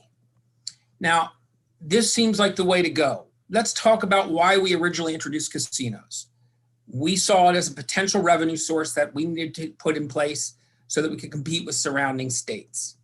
This then is part of that revenue source, is relicensing. I've read some of the testimony that's going to appear after this, and they're going to claim it's an exorbitant amount, and that's their job, is to tell you that we're asking too much. I suggest that we're not. We don't have full access to their financials, but they did receive a healthy tax break from the federals a few years ago, and I think they're plugging along just fine in that respect. We are in the business of casinos. It does create jobs. It does create work. There are local impact grants that you just heard a delegate explain to us that they want to take a look into. There's the money is used for lots of good things, most notably, and in majority, education. And all of the money that we would get from the licensing would go into education. They will tell you also that they pay an annual fee per machine and per table into a problem gambling fund. You may have been at the briefing this morning where I asked about that, because that is a different fee. The nature of their business means that some of their money has to be used to help remediate people who have difficulty with gambling, in much the same way that we expect the same if we ever legalize recreational use of marijuana. But in addition to that, they do need to relicense. Now, their suggestion is that we strike a handful of lines on page 2, which would be the ones that actually set the fee. And then that would strike essentially everything after that that had to do with the fee. So basically what they're saying is, we don't want the fee in law. Then they say they want to retain the current version of lines 18 and 19 on page 2, which says basically that they'll be able to relicense, but it doesn't set the fee, and that the fee should be set in statute. Well, I believe this is statute, and I believe we're trying to set the fee. So I think this is the right time. They keep saying this isn't the right time, but we're approaching the first end of the first license. And it's time for us to know what we might realize. And it's not an exorbitant amount. At the end of all this in 2032, when all of them are paying back in, you can find this in the fiscal note, it will total about $7 million more a year. Now, it's not a small amount of money, and we certainly deserve it because we certainly let them run their casinos in our state, a place where they do quite well, and they're quite good partners, I have to say.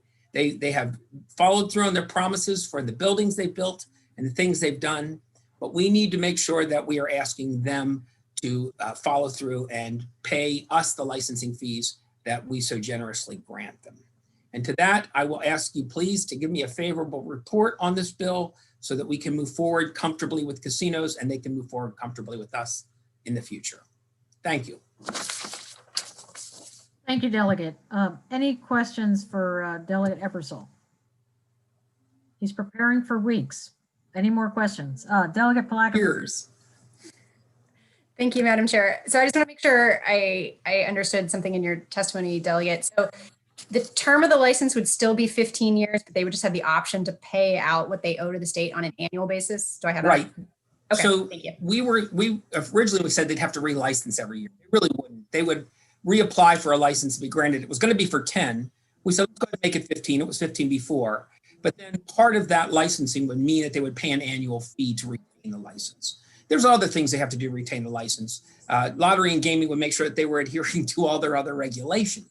And it says in there, in that statute, it says that they can rescind a license for good cause if they're not doing what they should be doing. Thank you. Delegate Feldmark. Thank you, Madam Chair. Just a quick clarification. When you were talking about the I guess, inflation factor, that's simply inflation because we're doing a license now, not any sort of financing fee for making it an annual fee as opposed to a lump sum. It was just an assumption, since this is going to be in place for perpetuity, that we wouldn't want to keep the rate the same and have to keep coming back and adjusting it. That was reasonable to assume. Right now it was 2% because we had nothing to go on. It's now indexed to the consumer price index. Okay, thank you. Thank you. Any other questions?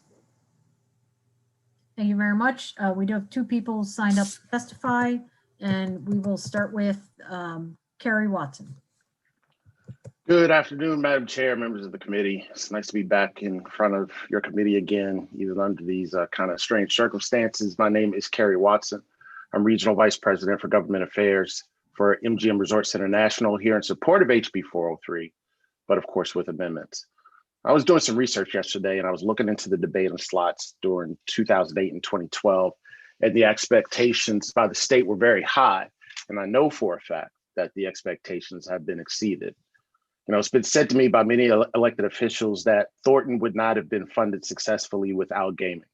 And I think most of you agree with that. Maryland's gaming has brought more than $3.7 billion to the state since the industry's inception. However, that's just part of the story. I asked the financial team at MGM National Harbor to crunch some numbers for me. And as you can see in your packet, in the 4 years of operation, MGM National Harbor has provided $1,786,077.49 in tax revenue to the state of Maryland and Prince George's County. I believe that it is part of the story that hasn't really been told. Not just taxes from gaming, we provide property tax, entertainment tax, sales tax, transfer and recordation taxes, hotel taxes, you name it, we brought it to the tune of more than $1 billion in just 4 years. I imagine that you can't find another business entity that has provided the level of tax revenue. But I was speaking to our industry partners at Live Casino yesterday, and they told me that they have actually provided $2.26 billion since their opening in 2012. And I know each of our casino operators in the state can tell a similar story. MGM Resorts and each casino operator in the state support the basic premise of the bill that will allow the casinos to file a notice of intent to apply for renewal. This would allow for operators, particularly now when the hospitality industry has been hit so hard by the pandemic, to be approved for loans that will allow for continued capital improvements on our properties. However, we respectfully request that any fee of $500 per VLT and table game be stricken from the bill. We ask not only because the remarkable revenue I've mentioned earlier, but because we already pay a fee to the state for every VLT and every table game every single year. We currently pay $425 a year for every VLT and $500 for every table. I reached out to the American Gaming Association to ascertain whether this double fee for every VLT and table exists in any other jurisdiction in the country, and the answer was no. For these reasons, I respectfully ask your support for HB 403, but with an amendment. Thanks. Thank you so much. And last person to testify today, Mr. PJ Hogan. Thank you, Madam Chair Kaiser, Vice Chairman Washington, members. For the record, my name is PJ Hogan on behalf of Rocky Gap Casino. As this committee well knows, Rocky Gap is the smallest of the 6 casinos. I don't want to repeat anything that Kerry has said. We do support the bill with amendments, as has been pointed out. You know, when I looked at Delegate Ebersol's chart, he showed the original, basically the original legislation, the original chart that kind of set up and authorized the 6 casinos. If you looked at that chart, Rocky Gap was authorized to have 850 video VLTs. We have 405. I mean, we are the smallest. Why do I bring that up? Because we're not only the smallest, we're in very tight competition from casinos just over the border in Pennsylvania to the north and just over the border to the south in West Virginia. This would be a $2.7 million renewal fee for Rocky Gap. As Kerry stated, we already pay $425 per year per VLT, $500 for we only have 16 table games. It's just a different market. Rocky Gap has been successful for the state, for Western Maryland, and I would submit it's probably one of the largest private employers in Western Maryland. And we want to stay there. We want to keep operating, but we need to be competitive with casinos in our surrounding states. So with that, Madam Chairman, thank you very much, members, for your time. Thank you, Mr. Hogan. Any questions for either Mr. Watson or Mr. Hogan? Any questions? All right, thank you. Seeing none, we're done with the hearing on House Bill 403 and done with the hearing for today. Brought that home for these special occasions. To members, just in advance in regards to our schedule for tomorrow, we have a briefing from the Board of Elections at 11 o'clock. Expect that to be over by 12:30, kind of like today's ended real well. Revenues and Education are meeting tomorrow. Mr. Revenues Chair, what time? Immediately after the briefing. And I think there's 2 or 3 bills on your list. Just 2 bills, Delegate Feldmark's bill concerning TEDCO and Delegate Wilson's bill regarding the income tax checkoff for the Veterans Trust Fund. And then I believe the Education Subcommittee is meeting at 1. A list may have gone out with 5 bills, but I think it may be 4 bills. We're just trying to keep things moving, giving the analysts some time in case there's any amendments or anything else to be worked on. We should be voting at 3 o'clock. I expect us to be done by 3:15. If we're able to, if there aren't any problems. So if there's nothing else for the good of the order, have a good night, everyone.